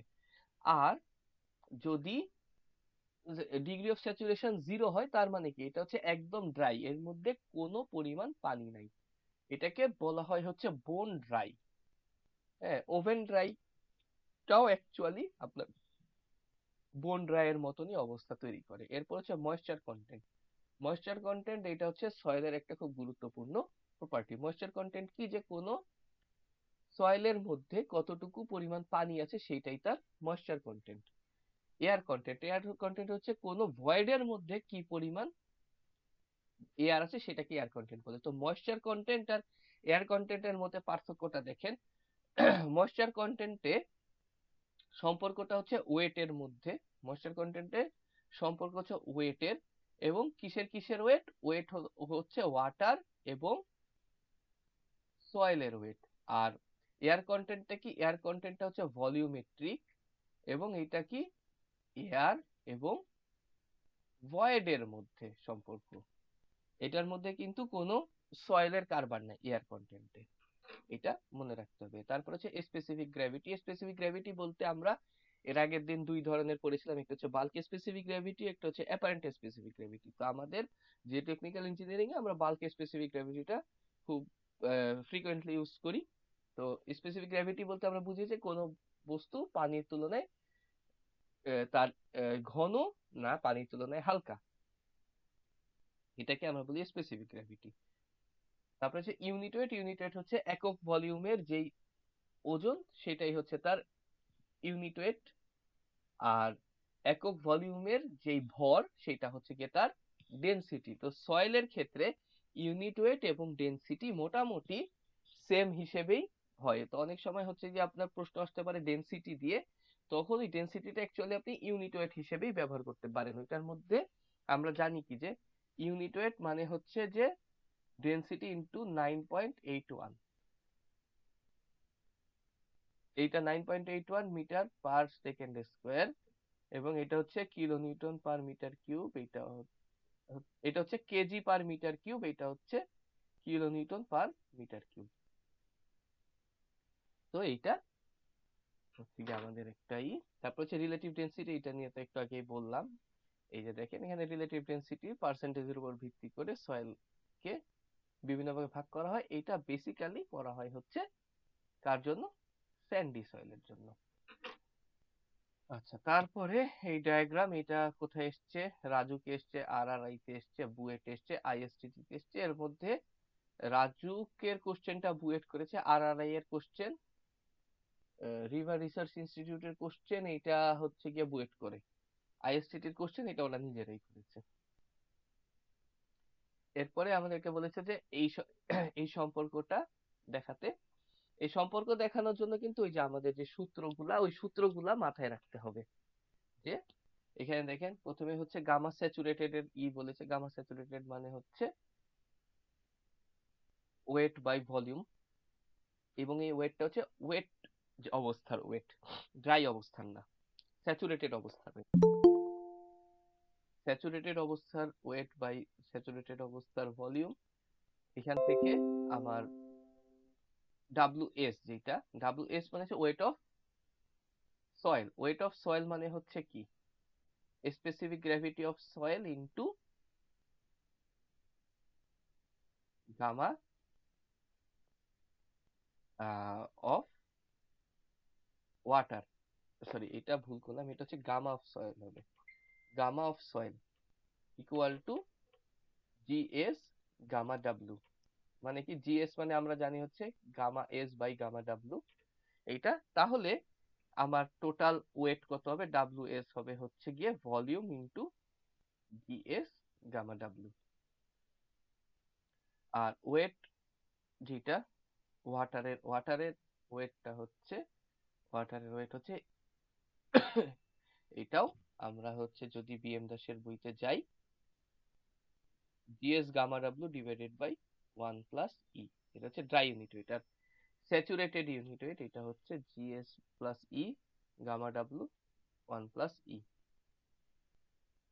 এটা কিন্তু ডাইরেক্টলি এখান থেকে আমরা বের করলাম। এবং এটা কিভাবে আসলো? ওই সূত্রটা এই যে এখান থেকে আসলো, void ratio into gamma W। এটাকে আসলে আপনার এই যে এরকম ভেঙে ভেঙে করতে হবে, যে GS gamma W V into GS gamma W। তো এখানে V গুণ যদি থাকে, আর এখান থেকে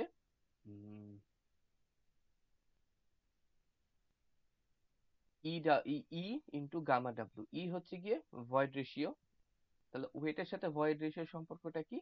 V, ওয়াটারের ওয়েট হচ্ছে কত? W ইকুয়াল টু হচ্ছে ভলিউম ইনটু আমার গামা W। তাহলে এখান থেকে আমি কি করব? V পেলাম উপরে, আর নিচে আমি হচ্ছে V পেলাম। এই V কাটাকাটি চলে গেল। এইবারে হচ্ছে গিয়ে আমার এই যে এই সম্পর্কটা থাকলো, এইটাকে আমি 1 প্লাস E দিয়ে ভাগ করলাম। 1 প্লাস E দিয়ে যদি ভাগ করি তাহলে আমরা এইরকম পেলাম। এবং 1 প্লাস E দিয়ে যদি ভাগ করি তাহলে 1 প্লাস E দিয়ে আমার আবার উপরে গুণও করতে হবে। তো তাই করে এটা আমরা পাই। এবং এই যে ফর স্যাচুরেটেড সয়েল, আমি একটু আগে এই সূত্রে দেখেছিলাম যে AC equal to W into GS। S equal to WGS। তো এইখানে যেহেতু স্যাচুরেটেড সয়েল, তাহলে স্যাচুরেটেড সয়েলের জন্য S এর ভ্যালু 1, এই জন্য এটা E ইন্টু GS। তো এইখানে এই ভ্যালুগুলো বসালেই গামা স্যাচুরেটেড মানে হচ্ছে এই সম্পর্ক, এটা আমরা ডিরাইভ করতে পারি। তো আমি এইটা দেখানোর আসলে মূল উদ্দেশ্য হচ্ছে যে আমরা যে 2-3টা সূত্র মিলায়ও আমাদের যেই ডিরাইভ করা লাগে, মানে আমাদের যেই রিকোয়ার্ড যেই প্যারামিটারটা বের করা লাগে সেটা আমরা করতে পারি। তো এটা ভয় পেয়ে যাই আমরা অনেকে যে এটা এত সূত্র মুখস্থ রাখতে হবে, সেটা সবসময় প্রয়োজন পড়ে না। তো এইখানে দেখেন মোটামুটি সবই একই টাইপেরই ম্যাথ। আপনার বিভিন্ন প্যারামিটার দেওয়া থাকবে, আপনি খালি প্যারামিটার বের করবেন, প্যারামিটার দেওয়া থাকবে, প্যারামিটার বের করবেন। তো এইটার ক্ষেত্রে আমি আপনাদেরকে একটা সাজেশন দিতে পারি, সেটা হচ্ছে যে এই অঙ্কগুলো যখন করব তখন আমরা ধরেন এই অঙ্কটার ক্ষেত্রে যে ড্রাই ডেনসিটি গামা ডি দেওয়া আছে, ওয়াটার কন্টেন্ট ডাব্লিউ দেওয়া আছে, স্যাচুরেটেড ডেনসিটি মানে হচ্ছে গামা স্যাট, বা এটা যেহেতু রো, দেখেন এখানে স্যাচুরেটেড ডেনসিটি, ড্রাই ডেনসিটি, এখানে আর ওই 9.81 এর কাহিনীগুলো আনে নাই, এখানে ডাইরেক্ট গামা দিয়ে স্যাচুরেটেড ডেনসিটি গামা স্যাট, আর সাবমার্জ ডেনসিটি মানে হচ্ছে যে গামা প্রাইম। গামা প্রাইম মানে হচ্ছে স্যাচুরেটেড মাইনাস গামা ডাব্লিউ। এইটা কি, এইটা আমরা আজকের শেষ টপিক যখন করব তখন এটা আরো ভালো জানতে পারবো। এই অঙ্কগুলো আমরা প্র্যাকটিস করতে হবে, এগুলো একদম সিম্পল অঙ্ক, জাস্ট এই সূত্রগুলাই হচ্ছে গিয়ে চ্যালেঞ্জ। হ্যাঁ, যদি আপনাদের কোনো সমস্যা হয় তাহলে গ্রুপে দিবেন, গ্রুপে আমরা এটাই করব। তবে এই অঙ্কগুলো আসলে মানে প্র্যাকটিস করার কোনো বিকল্প নেই। তাহলে তারপরের টপিকে চলে যাই। আমাদের তারপরের টপিক হচ্ছে সিপেজ এন্ড পারমিয়াবিলিটি।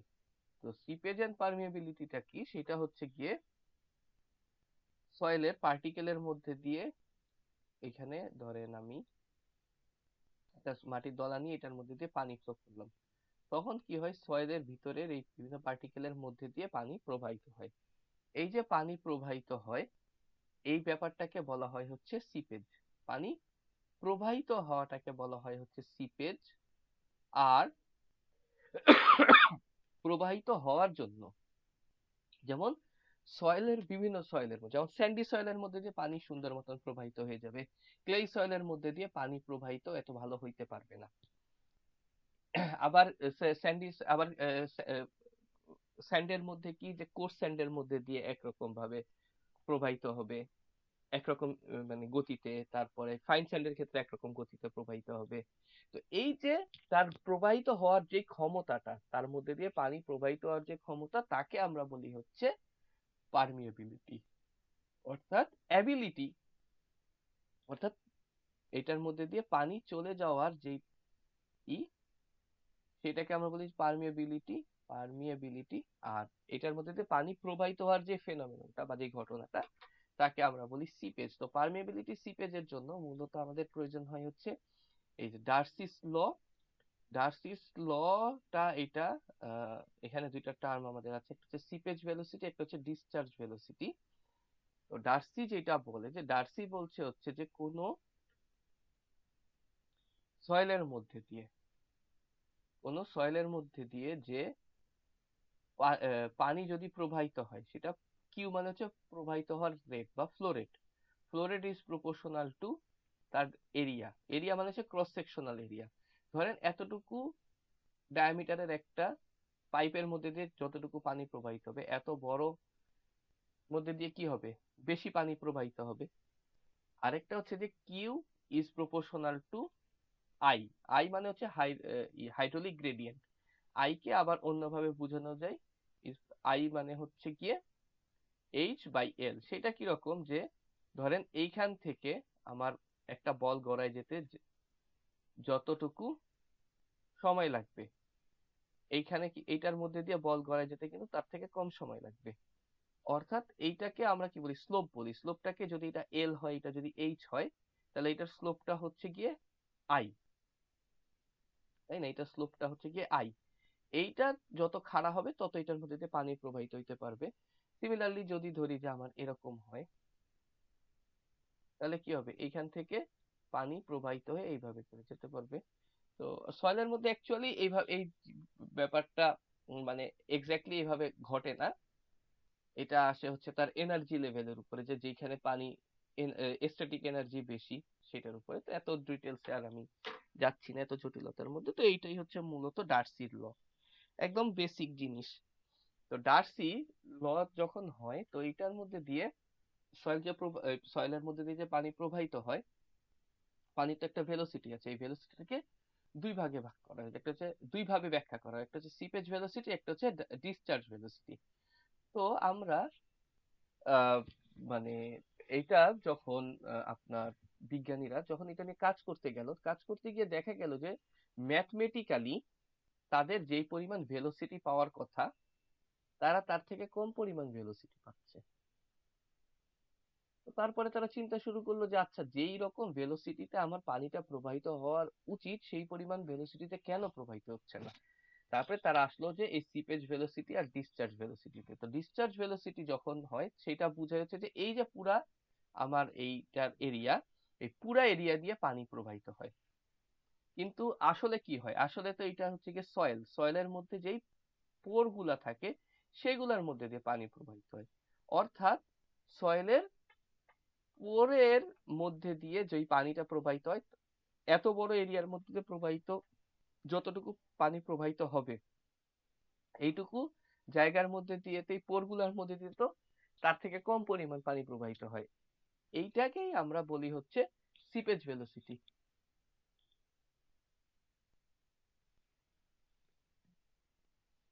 তো এইটা হচ্ছে কি আমাদের সিপেজ ভেলোসিটি। আর ডিসচার্জ ভেলোসিটি কি, যেটা হচ্ছে যে এরকম ক্রস সেকশনাল ফুল ক্রস সেকশনের মধ্যে দিয়ে যেটা হয়, সেটাকে আমরা বলি হচ্ছে ডিসচার্জ ভেলোসিটি। তারপরে হচ্ছে এম্পেরিক্যাল ফর্মুলা, এইটা হচ্ছে অ্যালেন হেজারের ফর্মুলা। আচ্ছা, তো এখানে একটা জিনিস হচ্ছে যে এই যে কিউ আর আই আর এর মধ্যে যে সম্পর্ক আই এ, তো এই দুইটার মধ্যে এই সম্পর্কটাকে আমরা যদি সমানুপাতিক একটা ধ্রুবক নিয়ে আসি, এটাকে বলা হয় হচ্ছে কোএফিসিয়েন্ট অফ পারমিয়াবিলিটি বা হাইড্রোলিক গ্রেডিয়েন্ট। এই এই সমানুপাতিক ধ্রুবকটাকে আমরা বলি হচ্ছে কোএফিসিয়েন্ট অফ পারমিয়াবিলিটি এবং হাইড্রোলিক গ্রেডিয়েন্ট। এইটা আমরা পারমিয়াবিলিটি টেস্টের মাধ্যমে পাই। পারমিয়াবিলিটি টেস্টের মাধ্যমে পাই। পারমিয়াবিলিটি টেস্ট দুই ধরনের হয়, একটাকে বলা হয় হচ্ছে কনস্ট্যান্ট হেড পারমিয়াবিলিটি টেস্ট, একটাকে বলা হয় হচ্ছে ফলিং হেড পারমিয়াবিলিটি টেস্ট। এটা বুয়েটে 2021 সালে যে মাস্টার্স টেস্ট ছিল সেখানে এসেছিল, কারণ এটা অবজেক্টিভ টাইপ ছিল। তো অবজেক্টিভে এটা প্রায়ই আসে, ভাইবাতে আসে যে কোর্স গ্রেইনড সয়েলের জন্য কোন ধরনের পারমিয়াবিলিটি টেস্ট করা হয়। তো কোর্স গ্রেইনড সয়েলের জন্য আমরা কনস্ট্যান্ট হেড পারমিয়াবিলিটি টেস্ট করি, আর ফাইন গ্রেইনড সয়েলের জন্য করি হচ্ছে ফলিং হেড পারমিয়াবিলিটি টেস্ট। এছাড়াও ফিল্ডের মেথড আছে, ফিল্ড মেথডের ব্যাপারে আমার আইডিয়া নেই। তো পারমিয়াবিলিটি টেস্ট যেই অ্যাপারেটাস দিয়ে করা হয় তাকে বলা হয়েছে পারমিয়াবিটার। পারমিয়াবিটারের একটা ছবি আমি আপনাদেরকে দেখাই। এইটা, এই যে এইখানে হচ্ছে সয়েল থাকে, এইখানে থাকে হচ্ছে পানি। তো এইখান থেকে পানি কি করা হয়, ফ্লো করা হয়। ফ্লো করে রাখা পানি যদি কনস্ট্যান্টলি ফ্লো করে রাখা হয়, তাহলে তাকে আমরা বলি হচ্ছে কনস্ট্যান্ট হেড টেস্ট। এবং এইখানে দেখেন যে এইখানে একটি স্কেল আছে এক্স, এই স্কেলের মাধ্যমে পানির লেভেলটাকে আমরা মেজার করি। তো এইখানে কি হয়, এখান থেকে পানি প্রবাহিত করা হয়, এই সয়েলের মধ্যে দিয়ে পানি বের হয়ে যায়। তো এর মধ্যে দিয়ে যখন পানি বের হয়ে যাবে, তাহলে এটার ডায়ামিটার আমি জানি, এটার হেড ডিফারেন্স আমি জানি, মানে কি জানি, আই জানি, এ জানি। এবং এটার মধ্যে যে যেই ভলিউমে যে পরিমাণ পানি বের হচ্ছে সেটা তো আমরা কন্ট্রোল করবো, যে ধরেন এখান থেকে 100 সিএফটি পানি দিব, কথার কথা। তাহলে ওইটার কতক্ষণে যায়, 100 সিএফটি পানি যেতে সময় লাগলো ধরেন 1 ঘন্টা। তাহলে ওইখান থেকে আমরা পেলাম হচ্ছে কিউ এর ভ্যালু, কিউ আই এ যদি পেয়ে যাই, তাহলে তো অবভিয়াসলি আমরা কে এর ভ্যালু সহজে পেয়ে যাব। তো এইটাই হচ্ছে গিয়ে করতে হয়। এবং আমাদের পরীক্ষায় কনস্ট্যান্ট হেড পারমিয়াবিলিটি এবং ফলিং হেড পারমিয়াবিলিটির ম্যাথই খালি আসে। কনস্ট্যান্ট হেড পারমিয়াবিলিটি টেস্টের জন্য কে বের করার সূত্র হচ্ছে Q L by A H T. এখানে যে অ্যাপারেটাসটা দেখলাম, এর মধ্যে কিউ মানে তো হচ্ছে গিয়ে টোটাল যেই পরিমাণ পানি প্রবাহিত হয়, এল মানে হচ্ছে length of the specimen. Length of the specimen বলতে বোঝায় হচ্ছে যে এই যে এইটার যে লেন্থ, এটার যে লেন্থ সেইটা। এ মানে হচ্ছে এইটার যে এরিয়া সেইটা। এইচ মানে হচ্ছে তো বললাম যে তার হেডের যে পার্থক্যটা সেইটা। আর টি মানে হচ্ছে যে কত সময় ধরে এটা পানি ওই টোটাল পানিটা প্রবাহিত হয়। আচ্ছা, আর ফলিং হেড পারমিবিলিটি টেস্টের জন্য এইটার মধ্যে দেখেন হেডের যেহেতু ডিফারেন্স আছে, এই জন্য ইনিশিয়াল হেড এইচ নট আর ফাইনাল হেড এইচ ওয়ান, এই দুইটা টার্ম আসছে এখানে। আর বাকিটা মোটামুটি একই ধরনের। এ এল বা এ মানে হচ্ছে cross sectional area of the stand pipe. Stand pipe বলতে বোঝায় হচ্ছে এইগুলা, এইটা হচ্ছে স্ট্যান্ড পাইপ। এইটার যে ডায়ামিটার সেটা, এটা যে এরিয়া সেটা হচ্ছে ছোট হাতের এ, আর এটার যে এরিয়া সেটা হচ্ছে বড় হাতের এ। আপনারা ইউটিউবে এটার ভুরি ভুরি ভিডিও পাবেন। ভিডিও দেখলে এই টেস্টটা সম্পর্কে আপনাদের আরো ক্লিয়ার কনসেপশন চলে আসবে। এই হচ্ছে কি আমার পারমিয়াবিলিটি। তো পারমিয়াবিলিটির আমরা একটু ম্যাথ দেখবো। ম্যাথ দেখার আগে এই একটা প্রশ্ন আমরা দেখি যে what is ment by permeability of soil. এটা আমি একটু আগে বললাম, list the factors affecting permeability of soil. তো কি কি ফ্যাক্টরের উপর ডিপেন্ড করে? একটা হচ্ছে সাইজ অফ সয়েল পার্টিকেল, সেটা হচ্ছে যে কোর্স পার্টিকেলের মধ্যে দিয়ে যত ইজিলি প্রবাহিত হবে, ফাইন পার্টিকেলের মধ্যে কি হয়, তাদের পোরোসিটি কম থাকে, তাই এটার মধ্যে দিয়ে পানি প্রবাহিত হবে কম। Shape of soil particle, angular পার্টিকেলের মধ্যে দিয়ে বেশি প্রবাহিত হবে, কম প্রবাহিত হবে। রাউন্ড পার্টিকেলের মধ্যে যেহেতু ভয়েড বেশি, তাই রাউন্ড পার্টিকেলের মধ্যে দিয়ে বেশি প্রবাহিত হবে। ভয়েড রেশিও যার বেশি তার মধ্যে দিয়ে বেশি তাড়াতাড়ি প্রবাহিত হবে। সয়েল স্ট্রাকচার যেটা বললাম হচ্ছে যে অ্যাঙ্গুলার না ফ্লেকি না রাউন্ড, এটার উপরে ডিপেন্ড করে। ডিগ্রি অফ স্যাচুরেশন, যদি ডিগ্রি অফ স্যাচুরেশন কম হয় তাহলে তার মধ্যে দিয়ে পানি বেশি প্রবাহিত হবে। যদি ওইটা স্যাচুরেটেড সয়েল হয় তাহলে তার মধ্যে দিয়ে পানি প্রবাহিত হবেই না। তারপর হচ্ছে ওয়াটার প্রপার্টি। ওয়াটারের যদি ডেনসিটি বেশি হয়, যেমন সমুদ্রের পানির যত যত মানে নর্মাল পানি, আমাদের মিঠা পানি যত তাড়াতাড়ি ফ্লো হবে, সমুদ্রের পানি তত তাড়াতাড়ি ফ্লো হবে না, কারণ তার ডেনসিটি বেশি। ওয়াটার প্রপার্টিজ, ওয়াটারের প্রপার্টি তো বললাম। তারপরে হচ্ছে টেম্পারেচার যত বেশি হবে তত এটার পারমিয়াবিলিটি বেশি হবে, যত টেম্পারেচার কম হবে পারমিয়াবিলিটি কমতে থাকবে।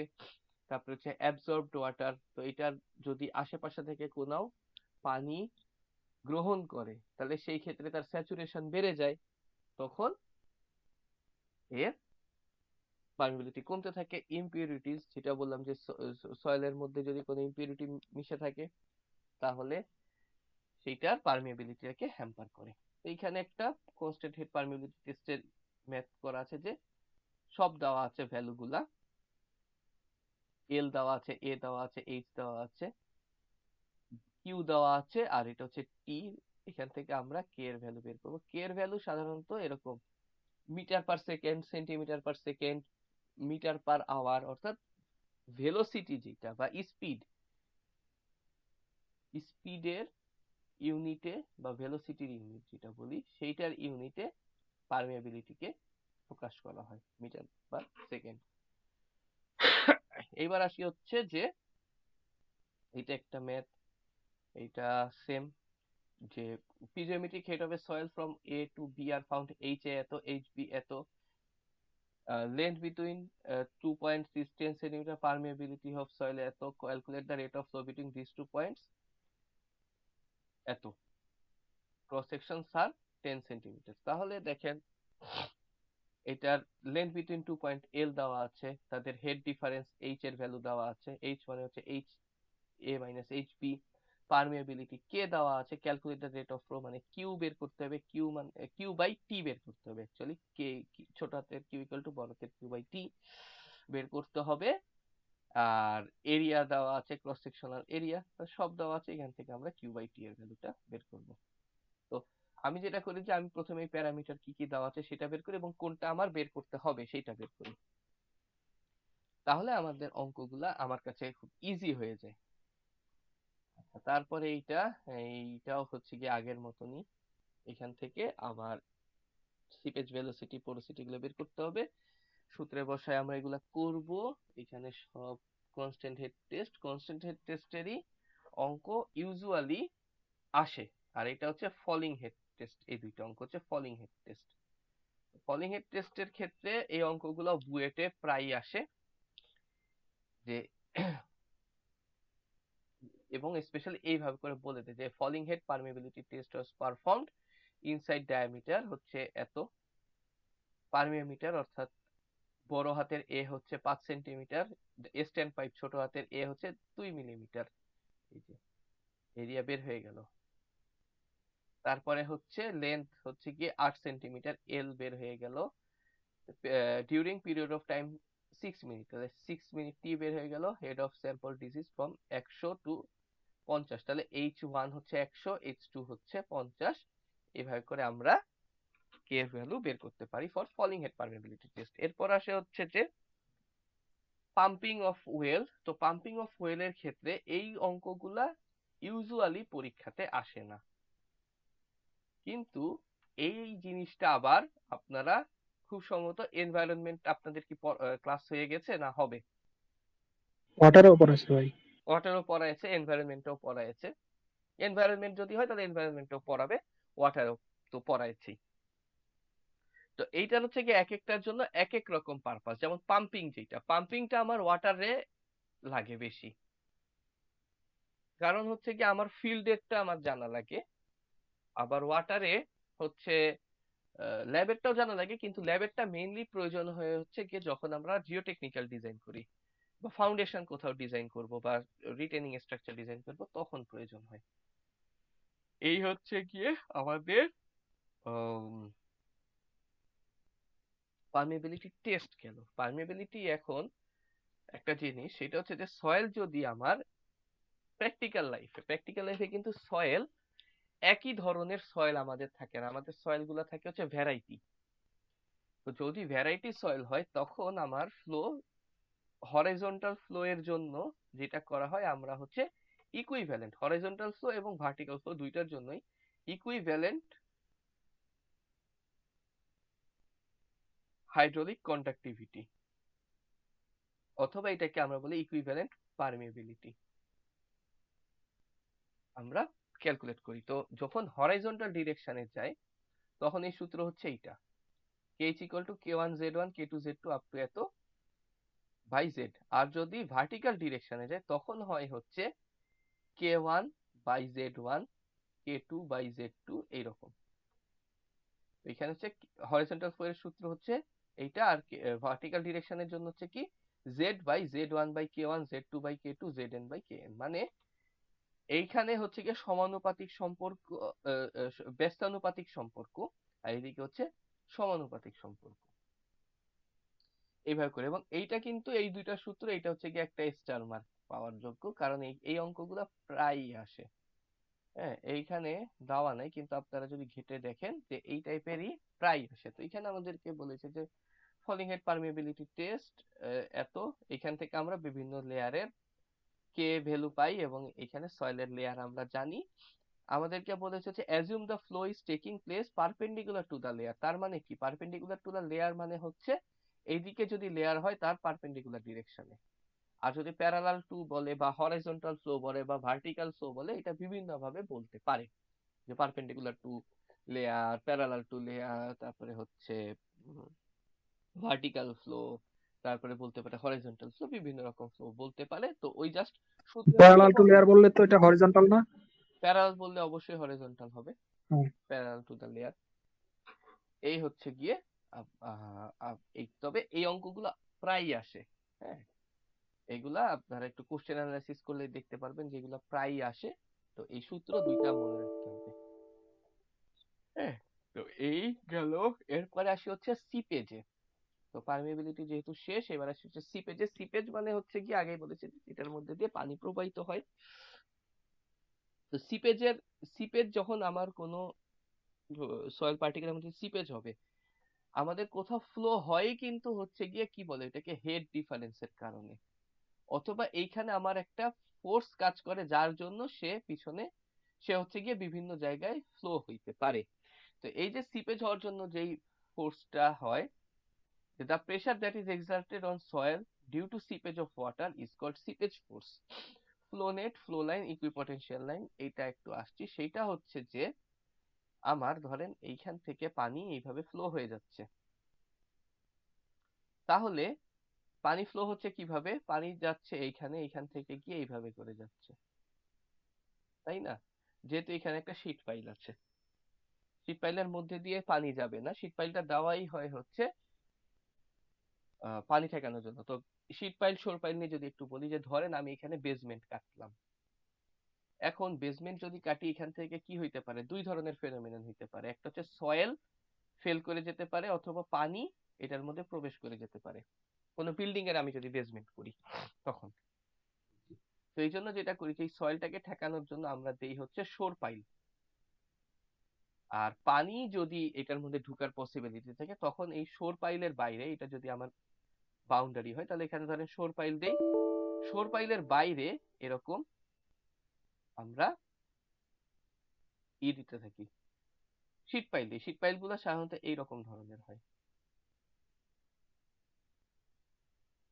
তখন কি হয়? এই যে এইভাবে একটা আরেকটার সাথে এরকম ভাবে থাকে, এইভাবে ইন্টারলক করে, তার মানে এটার মধ্যে দিয়ে আর পানি প্রবেশ করতে পারে না। তো শীট পাইলের মধ্যে যদি পানি না থাকে, প্রবেশ করতে পারে, তার নিচে দিয়ে অথবা উপর দিয়ে প্রবেশ করবে। তো উপর দিয়ে আসলে পানি প্রবেশ করার সম্ভাবনা কম থাকে, পানি সব যাবে হচ্ছে এইভাবে করে। তো অর্থাৎ কি, পানি যেভাবে ফ্লো হচ্ছে তাদেরকে আমরা বলি হচ্ছে ফ্লো লাইন। হ্যাঁ, আর পানি হচ্ছে ফ্লো হচ্ছে। আচ্ছা, তো ফ্লো যে হচ্ছে কোন একটা পার্টিকুলার জায়গায়, পানির স্ট্যাটিক এনার্জি বা পটেনশিয়াল এনার্জি। পটেনশিয়াল এনার্জি মানে আমরা জানি কি, M G H. M G হচ্ছে তার ওয়েট, আর হাইট হচ্ছে, এটা হচ্ছে তার হাইট বা এলিভেশন। তো এই পয়েন্টের এবং এই পয়েন্টের এনার্জি কি? সেম। আবার এই পয়েন্টের এবং এই পয়েন্টের এনার্জি সেম।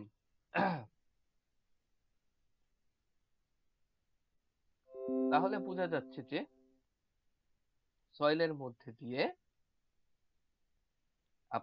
যখন পানি প্রবাহিত হয়, তো পানি আমরা জানি কি, যে হেড থাকে এইচ।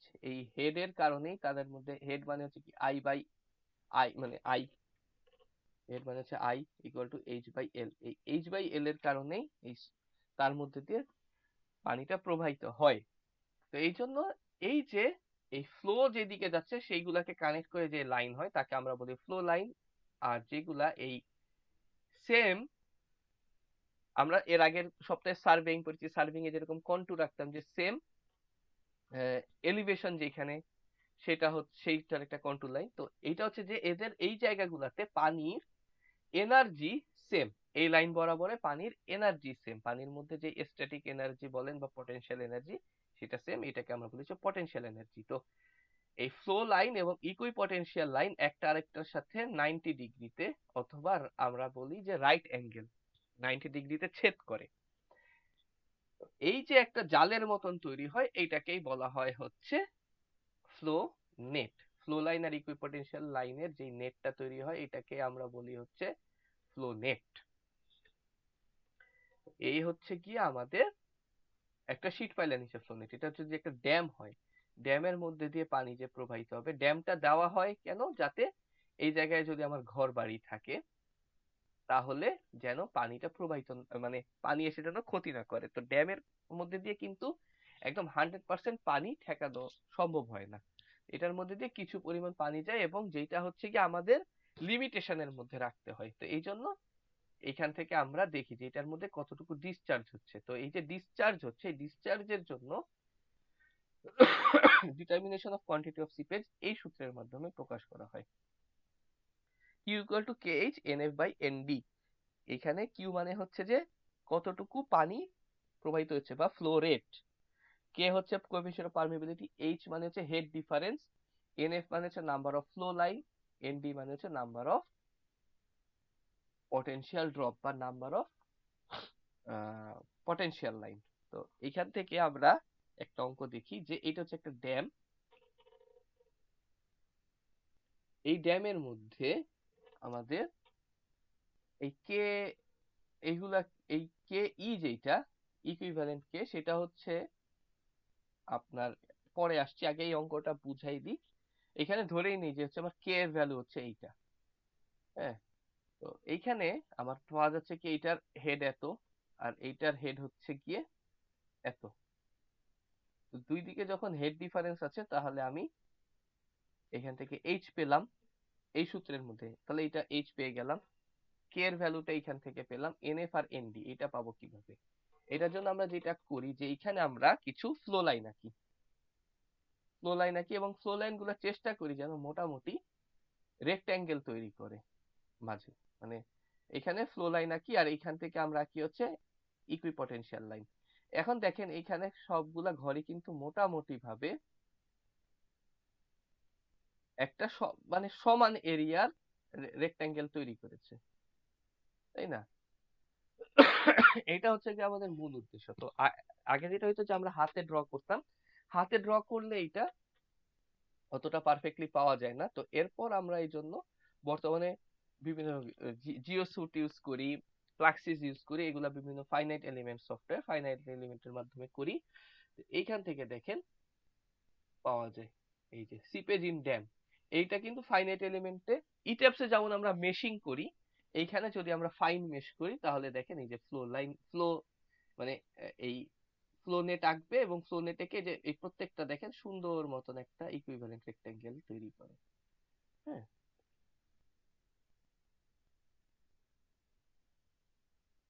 তারপরে এই যে এইটা তো দেখাইলাম,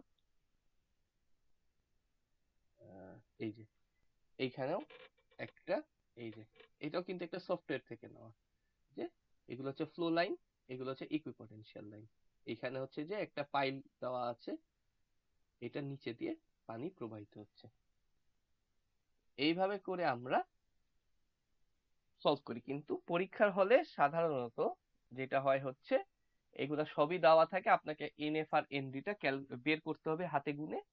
এই তো এনএফ আর এনডি আমরা কিভাবে পাই? এনএফ আর এনডি পাই হচ্ছে number of flow line. Flow line হচ্ছে গিয়ে কোনগুলা? একটা, দুইটা, তিনটা, মানে ফ্লো লাইন যেটা সেইটা আমাদের কাউন্টে আসবে না, এখানে যে এরিয়া গুলো আছে সেইটা আমাদের কাউন্টে আসবে। সেটা কি কি? এটা হচ্ছে এই যে এইটা 1 2 3 4, এটা হচ্ছে ফ্লো লাইন। তাহলে 4টা ফ্লো লাইন আর এনডি হচ্ছে 12টা। 12টা কিভাবে? এটা যদি আমরা ইকুইপটেনশিয়াল করি এটা পাই হচ্ছে 1 2 3 4 6 7 8 9 10 11 12, অর্থাৎ এই যে এই জায়গাগুলোতে আমার ইকুইপটেনশিয়াল লাইন আমি পাবো।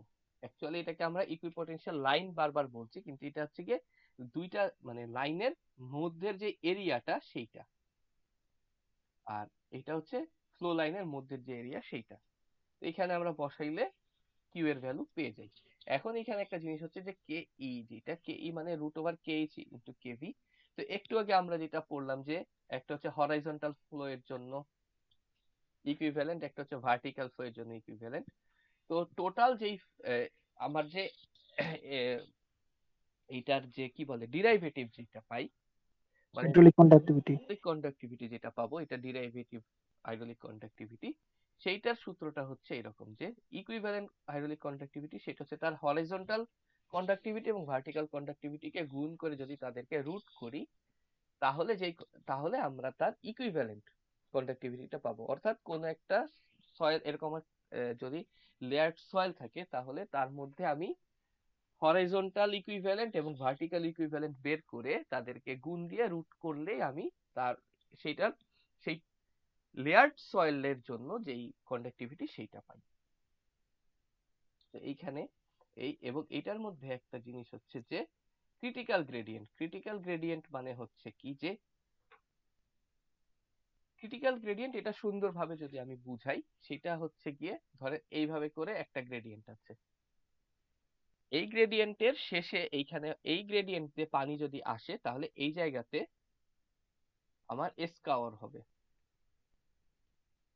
মানে এইটা ধরেন আমার গ্রেডিয়েন্ট আছে হচ্ছে 2 ডিগ্রি, আর 2 ডিগ্রির বেশি যদি আমার হয় তাহলে এর মধ্যে এসকাওয়ার হবে। এইটা তাও তখন আমরা কি বলবো, এই 2 ডিগ্রিটাকে আমরা বলবো হচ্ছে ক্রিটিক্যাল গ্রেডিয়েন্ট, অর্থাৎ যেই পরিমাণ স্লোপের থেকে বেশি স্লোপ বা যেই পরিমাণ গ্রেডিয়েন্টের থেকে বেশি গ্রেডিয়েন্ট থাকলে আমার স্কাউরিং হইতে পারে। এবং এই স্কাউরিংটা হবে কোথায়? স্কাউরিংটা হবে হচ্ছে আপ আপ স্ট্রিমে অথবা ডাউন স্ট্রিমে, মানে যেখান থেকে পানি ফ্লো হয় তাকে তো আমরা বলি আপ স্ট্রিম, যেই দিকে পানি ফ্লো হয় তাকে আমরা বলি ডাউন স্ট্রিম। তো এখানে আমাদের এই জন্য বলছে যে এক্সিট গ্রেডিয়েন্ট হচ্ছে এত, অর্থাৎ এই জায়গাকার গ্রেডিয়েন্ট হচ্ছে 1.3 আর ক্রিটিক্যাল গ্রেডিয়েন্ট হচ্ছে 1.06। তাহলে কি হবে বলেন তো? যে আমার গ্রেডিয়েন্ট যে ক্রিটিক্যাল গ্রেডিয়েন্টের থেকে বেশি হচ্ছে, তাহলে এইখানে এই জায়গাতে অর্থাৎ এই এক্সিটে কি হবে? হ্যাঁ, কি হবে? ক্রিটিক্যাল গ্রেডিয়েন্টের থেকে আমার এক্সিট গ্রেডিয়েন্ট যে বেশি আসছে, স্কারিং। স্কাউরিং হবে। তো স্কাউরিং ঠেকানোর জন্য যেটা করতে পারি যে এইখানে শীট পাইল দিলে এইটা স্কাউরিং আর হবে না, অর্থাৎ এনার্জিটাকে ডিসিপিয়েট হইতে দিব। এই হচ্ছে গিয়ে আমাদের ভাই পারমিটেন্ট সিপেজ। হ্যাঁ বলেন। ভাই এনএফ আর এনডির ভ্যালু কি পরীক্ষায় দেওয়া থাকবে? যদি না, না দেওয়া থাকে এনএফ আর এনডির ভ্যালুটাই তো আপনার বের করতে হবে। না, প্রশ্ন তো ভাই যেমন বইলা দিছে, এই কারণে জিজ্ঞেস করলাম ভাই। আপনার পরীক্ষায় কখনো এনএফ আর এনডির ভ্যালু 90% ক্ষেত্রে এনএফ আর এনডির ভ্যালু দেওয়া থাকবে না। তাহলে ভাই মানে দাগগুলা কি হিসাবে দিব ভাই? মানে কি নিজের ইয়ার মতো এজিউম দাগগুলা করে দিয়ে দিব? দাগগুলা দিবেন এমন ভাবে যেন এইটাই দেখেন, আমি এই এই ইকুইপটেনশিয়াল লাইন এবং ফ্লো লাইন এগুলো যেন একটা আরেকটার সাথে 90 ডিগ্রি করে থাকে। সেকেন্ডলি, এইখানে যে রেক্ট্যাঙ্গেল গুলা থাকবে এইগুলা যেন মোটামুটি সেম সাইজের হয়। এই দুইটা জিনিস মাথায় রাখতে হবে। এইভাবে করে ড্র করবেন। বুয়েটের আমরা একটা পরীক্ষা দিয়েছিলাম, ওইটার মধ্যে এনএফ আর এনডির ভ্যালু দেওয়া ছিল। আবার আরেকটা পরীক্ষা দিয়েছিলাম, ওইটার মধ্যে এনএফ আর এনডি বলেছে ড্র করো, তো আমরা ড্র করে নিয়ে তারপরে করেছিলাম। তো ড্র করব কিভাবে? মানে কি কি মানে প্যারামিটারস গুলো দেয়া থাকবে যেগুলো দেখে আমরা ড্র করতে পারবো? প্যারামিটারস তো দেওয়া থাকবে না। ভাই এনএফ আর মিনিমাম এনডি তো আপনার ড্র মিনিমাম করার জন্য শুধু আর কি বলেন তো। প্যারামিটার লাগবে? ওইটা তো আপনি নিজের মতন করে ড্র করবেন। তা আমি নিজের মতো করে ড্র করবো, এরপর ওইখান থেকে বাইর করতে হবে এরকম কিছু? হ্যাঁ, আপনি এনএফ আর এরকম ফ্লো লাইন আর ইকুইপটেনশিয়াল লাইন ড্র করবেন।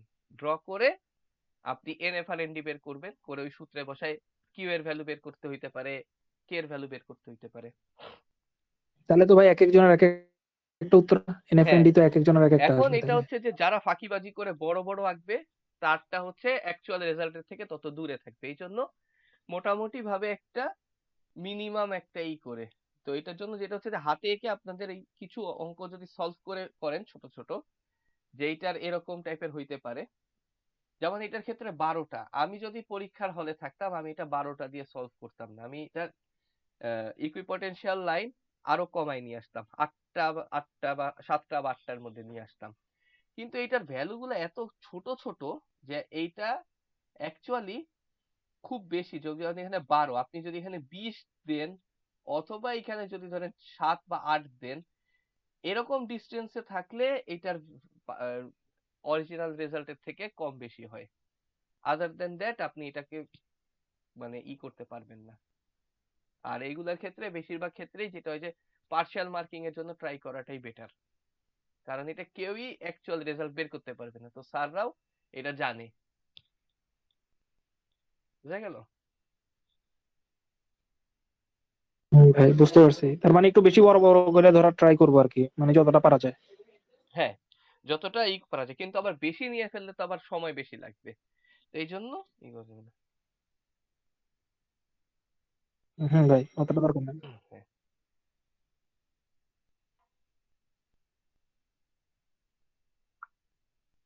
আচ্ছা, এই গেল।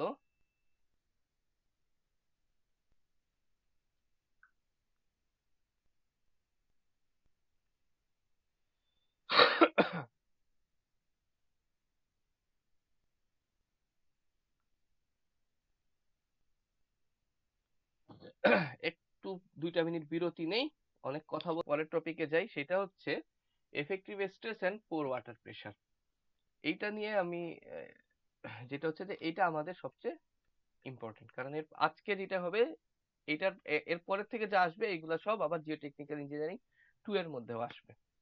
তো ব্যাপারটা হচ্ছে কি যে আমরা ধরেন মাটির উপরে দাঁড়ায় আছি,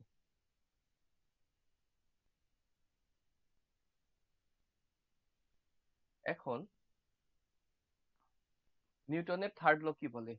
every action has a opposite and equal reaction.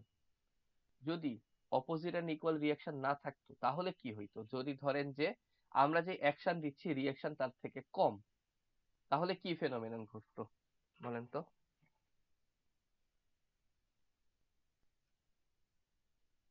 হ্যাঁ, পা নিচের দিকে চলে যেত। পা নিচের দিকে চলে যেত। আবার ধরেন একটা ফাউন্ডেশন আমি করেছি এরকম, ফাউন্ডেশনের যেই অ্যাকশন সয়েলের রিয়াকশন তার থেকে বেশি, তাহলে কি হইতে পারে? ফাউন্ডেশন উপরে চলে যাবে, মানে উল্টে যাবে। ফাউন্ডেশন উল্টাই যাবে, ফাউন্ডেশনটা ভাই উল্টে যাবে। উল্টে যাবে, রাইট। কারণ কি এইটা উপরের দিকে চাপ দিচ্ছে। তো এইটাই হচ্ছে গিয়ে সয়েলের স্ট্রেস। তো সয়েল যখন স্ট্রেস দেয় তখন সয়েলের স্ট্রেসটা দুই রকম হয়। যেমন সয়েলে যদি পানি থাকে তাহলে হয় হচ্ছে কি যে সয়েলের নিজস্ব স্ট্রেস প্লাস পানির স্ট্রেস দেয়। কিন্তু এই পানি স্ট্রেস তো খুব কম, পানির স্ট্রেস যে খুব কম সেটা আমরা বুঝি কেমনে বলেন তো?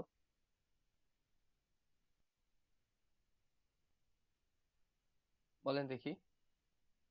মাত্রই কিন্তু এটা নিয়ে কথাবার্তা বললাম আমরা, যে পানির স্ট্রেস যে কম সেটা আমরা বুঝবো কিভাবে? বেসিক খাটান, ইঞ্জিনিয়ার মানুষ আপনারা।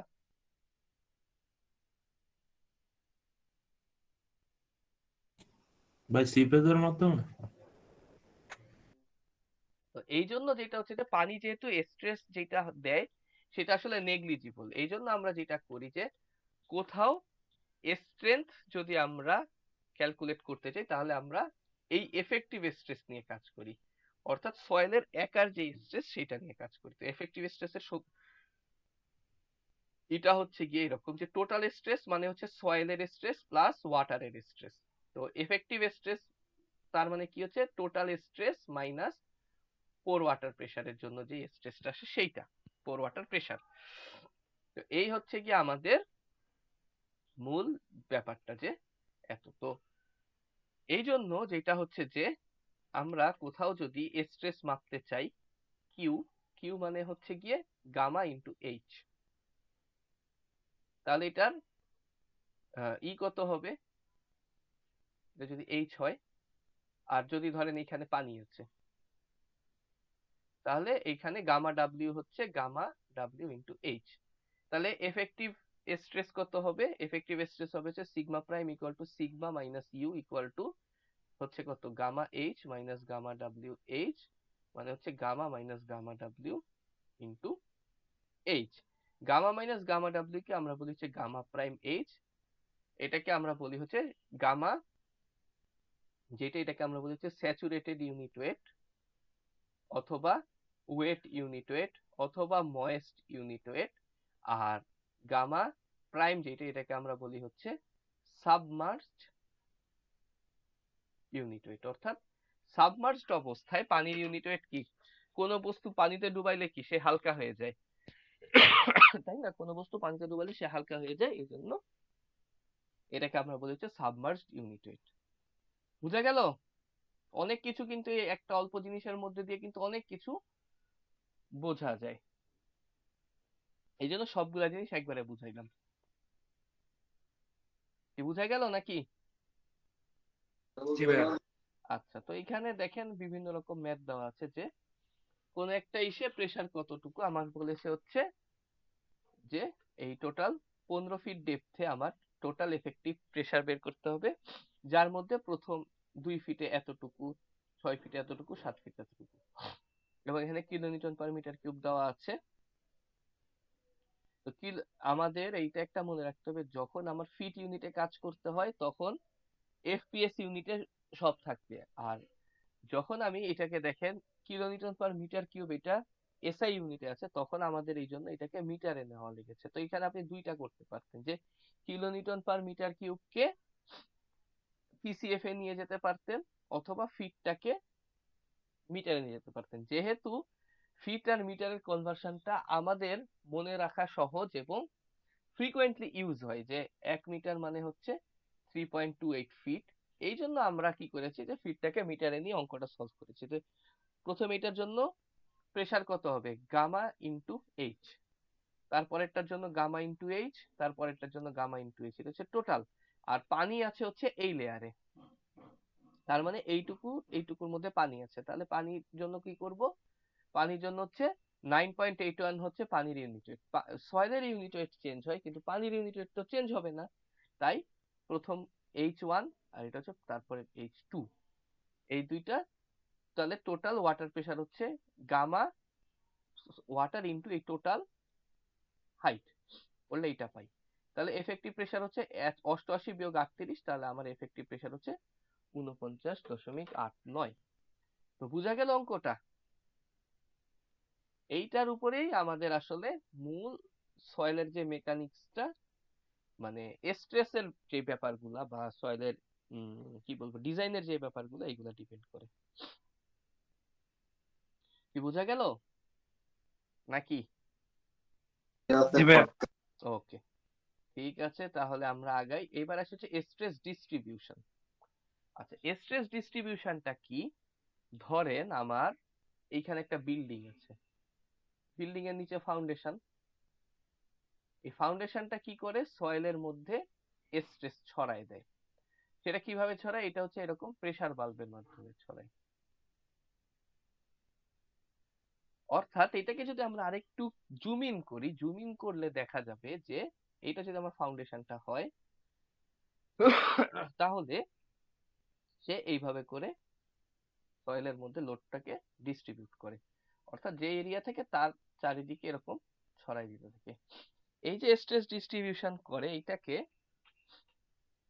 প্রথম যিনি আমাদের সামনে তুলে দেন সেটি হচ্ছে বুসিনেস্ক। বুসিনেস্কের সবচেয়ে পপুলার আইটেম হচ্ছে বুসিনেস্ক প্রেসার বাল্ব, অর্থাৎ যেইটুকু পর্যন্ত সে স্ট্রেসটা ডিস্ট্রিবিউশন করবে। তো বুসিনেস্ক যেটা বলে যে আমাদের এই যে ফাউন্ডেশনের যেই লোডটা, এই লোডটাকে সে একটা পয়েন্ট লোড হিসেবে ধরে, এবং এই পয়েন্ট লোড হিসেবে ধরে সে দেখাইছে যে এইখানে কোনো একটা পয়েন্ট যদি থাকে তার উপরে কতটুকু স্ট্রেস আসতে পারে সেইটা। এটা হচ্ছে বুসিনেস্কের ফর্মুলা। তো বুসিনেস্ক এই ফর্মুলার জন্য কয়েকটা জিনিস অ্যাজিউম করেছে। একটা হচ্ছে সয়েল মাস, যেটা সেটা হচ্ছে elastic, isotropic, homogeneous and semi infinite. তো ইলাস্টিকটা কি, এটা হচ্ছে আপনার যখন এর উপর লোড আসে তখন এর ডিফরমেশন হয়, যখন লোডটা সরায় নেওয়া হয় তখন সে আবার আগের অবস্থায় ফেরত যেতে পারে। অর্থাৎ এই যে লোড যেটা হয় সেইটা তার যে পার্টিকেলের যে ডিস্ট্রিবিউশন সেইটাকে কোনো হ্যাম্পার করে না। এটা পার্টিকেলের, ধরেন এই পার্টিকেল গুলা সরে গিয়ে যদি কম্প্যাক্ট হয়ে যেত তাহলে কি হইতো, এটা ডিফরমেশন হয়ে যেত বা প্লাস্টিক অবস্থায় চলে যেত। কিন্তু এইটা আমরা বলছি যে কোনো ম্যাটেরিয়াল তার অবস্থান চেঞ্জ করবে না বা ম্যাটেরিয়াল এর মধ্যে কম্প্যাকশন আসবে না। Isotropic, homogeneous and semi infinite. Semi infinite মানে হচ্ছে যে এইটা একটা নির্দিষ্ট ডেপথ পর্যন্ত এইটা থাকবে, এটা একদম ইনফাইনিটেসিমাল ডেপথ পর্যন্ত সয়েলের লেয়ার আমাদের ধরার প্রয়োজন নেই, একটা নির্দিষ্ট পরিমাণ ডেপথ পর্যন্ত সয়েল আমাদের কনসিডার করলেই চলে। আর আইসোট্রপিক আর হোমোজিনিয়াস এইটা বোঝানোর জন্য আমার কাছে সুন্দর একটা ছবি আছে। সেটা হচ্ছে যে হোমোজিনিয়াস মানে হচ্ছে যে কোন একটা বস্তুর, ধরেন এই হয়ে গেল, কোন একটা বস্তু এখানে আছে, তার সাথে এরকম চেইনের মতন করে সেম প্রপার্টির বস্তু অ্যাটাচ হয়ে আছে। মানে আমি এখান থেকে যেদিকে যাই না কেন সেই দিকেই আমার একই। যেমন ধরেন সেনাবাহিনী, সেনাবাহিনীর একটা মার্চ হচ্ছে, আপনি এই মার্চ ধরে যতই সেনাবাহিনীর ইসের দিকে যেতে থাকেন ততই আপনার হচ্ছে কি হবে, একই রকম দেখতে পাবেন। এইটাকে বলা হয় হচ্ছে আইসোট্রপিক, না সরি হোমোজিনিয়াস। এটাকে বলা হয় হচ্ছে হোমোজিনিয়াস, যে কোনো একটা নির্দিষ্ট দিকে তার সেম টাইপ পার্টিকেল থাকবে। আর আইসোট্রপিক মানে কি, যে ধরেন আমি এইটার যেই দিকেই যাই না কেন সেই দিকেই সেম টাইপ ই থাকে। ধরেন আমরা একটা ডিসপ্লে করছি মার্চ পাস্টের, সেইখানে আমি বিভিন্ন ভাবে আর্মিদেরকে সাজাইলাম, অর্থাৎ আপনি যেইখান থেকেই দেখেন না কেন আপনি দেখবেন যে সেম জিনিসগুলাই বিভিন্ন দিকে আছে। এটাকে আমরা বলি হচ্ছে আইসোট্রপিক। তারপরে দ্য সয়েল ইজ ওয়েটলেস। এটাকে ওয়েটলেস করার কারণ হচ্ছে যে আমার ফাউন্ডেশনের এই মানে বিল্ডিং এর সুপারস্ট্রাকচারে যে লোডটা আসবে এটা যদি পি হয়, এই লোডটাই ডিস্ট্রিবিউট হবে। যদি সয়েলের ওয়েটটাকে আমাদের কনসিডার করা হইতো তাহলে কি হইতো, এইখান থেকে যখন এইখানে আসতে আসতে এইটুকু লেয়ারের যে ওয়েট, সেই ওয়েটটা তখন আসতো পি প্লাস ডাব্লিউ। কিন্তু আমরা ধরে নিচ্ছি যে এটা সয়েলটা ওয়েটলেস, শুধুমাত্র এই উপরের যে লোডটা আসবে সেইটাই এখানে আসবে। The load is a point load acting on surface, মানে এই সারফেসে সে একটা পয়েন্ট লোড আকারে আসবে।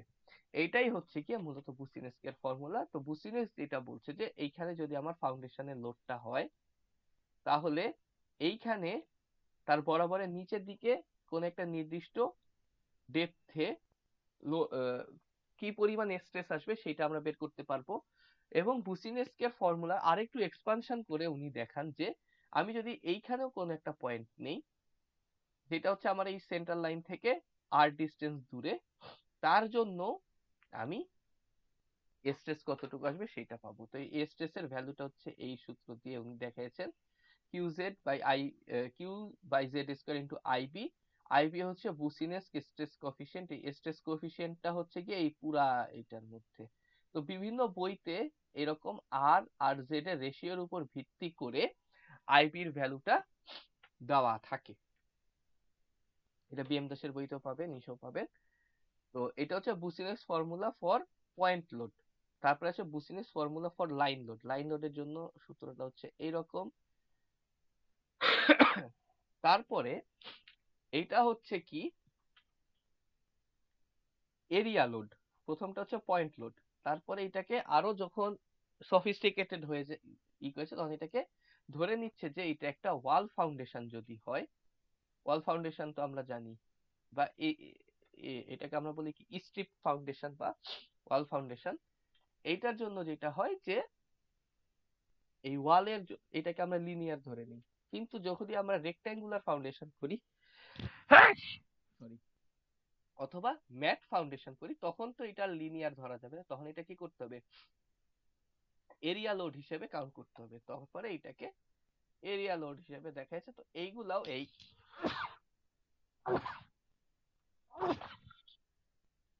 MN এইগুলা আমাদের অ্যাডভান্স সয়েল মেকানিক্স একটা বই আছে বিএম দাসের, ওইখানে এইটার ডিটেলস দেওয়া আছে। তো সাধারণত এই অঙ্কগুলো আসে না, অঙ্ক বেসিক্যালি আসে হচ্ছে এই অঙ্কগুলো অ্যাপ্রক্সিমেট 2:1 মেথড অথবা মেইন বুসিনেস্কের মেথড। এই অঙ্কটায় যেটা বলে যে 2:1 মেথডে যে এইখানে যে সয়েল থাকবে আর এইখানে যেই যদি কোনো জেড ডেপথে এইখানে সয়েলের যেই ইটা হবে স্ট্রেসটা আসবে, অর্থাৎ এইখানে যেই পরিমাণ স্ট্রেস আসবে এইখানে তার থেকে কম পরিমাণে স্ট্রেস আসবে। কিন্তু সেই স্ট্রেসের পরিমাণটা কি কম পরিমাণে স্ট্রেস আসবে কেন, কারণ এইটার যে এরিয়া, এইটার এরিয়াটা হচ্ছে LB আর এইটার এরিয়াটা হচ্ছে কত L/Z আর B/Z, অর্থাৎ এরিয়া বেশি হওয়া মানে কি স্ট্রেস কমে যাওয়া। তো এই পার্টিকুলার এই জেড ডেপথে এটার স্ট্রেস কত হবে সেটা আমরা পাই হচ্ছে QS। QS মানে হচ্ছে যে আমার যে লোডটা আছে সেইটা ইনটু BL। BL মানে হচ্ছে টোটাল এরিয়া, তার মানে এটা হচ্ছে টোটাল যে লোড সেইটা, এটা এখানে লেখা আছে যে Q is the total load. আর QS মানে হচ্ছে গিয়ে আপনার পার স্কয়ার ফিটে কত PSF ইউনিটে বলেন বা TSF ইউনিটে KSF ইউনিটে বা কিলো নিউটন পার মিটার স্কয়ারে কত সেইটা, মানে এটা হচ্ছে সয়েলের বিয়ারিং ক্যাপাসিটিও বলতে পারেন। তাহলে এখানে যা হবে এর নিচে জেড এই জেড ডেপথে যেটা হবে সেটা হচ্ছে B+Z + L+Z করে আমরা এখান থেকে জাস্ট সিম্পলি এই ম্যাথটা করতে পারি। এটা হচ্ছে ওয়াসাতে 2014 তে এসেছিল। তারপরে ওয়াটার বোর্ডেও 2014-তে এসেছিল।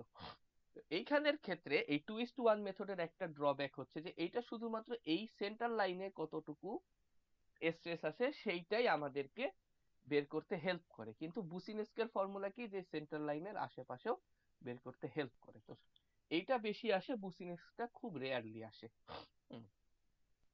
তো এই হচ্ছে কি আমাদের আজকের ক্লাস। তো আপনাদের যদি কোনো প্রশ্ন থাকে আপনাদেরকে 5 মিনিট সময় দিচ্ছি, করতে পারেন, না হলে আজকের ক্লাস শেষ করব আমরা। ও আচ্ছা, আর আজকের ক্লাসের জন্য যেটা হচ্ছে যে এই ক্লাসের জন্য আমাদের কিছু ই লাগবে,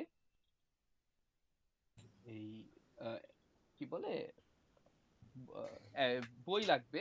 সেই বইগুলো যে ভিএনএস মূর্তি, তারপরে হচ্ছে principles of geotechnical engineering Brajmohan Das, আর principle of foundation engineering Brajmohan Das, যাকে আমরা বিএম দাস হিসেবে চিনি। এই 3টা বই আমি আপনাদেরকে ফেসবুক গ্রুপে দিয়ে দিব। এই 3টা বই আমাদের ফলো করতে হবে। আচ্ছা, এবার বলেন কারো কোনো প্রশ্ন থাকলে।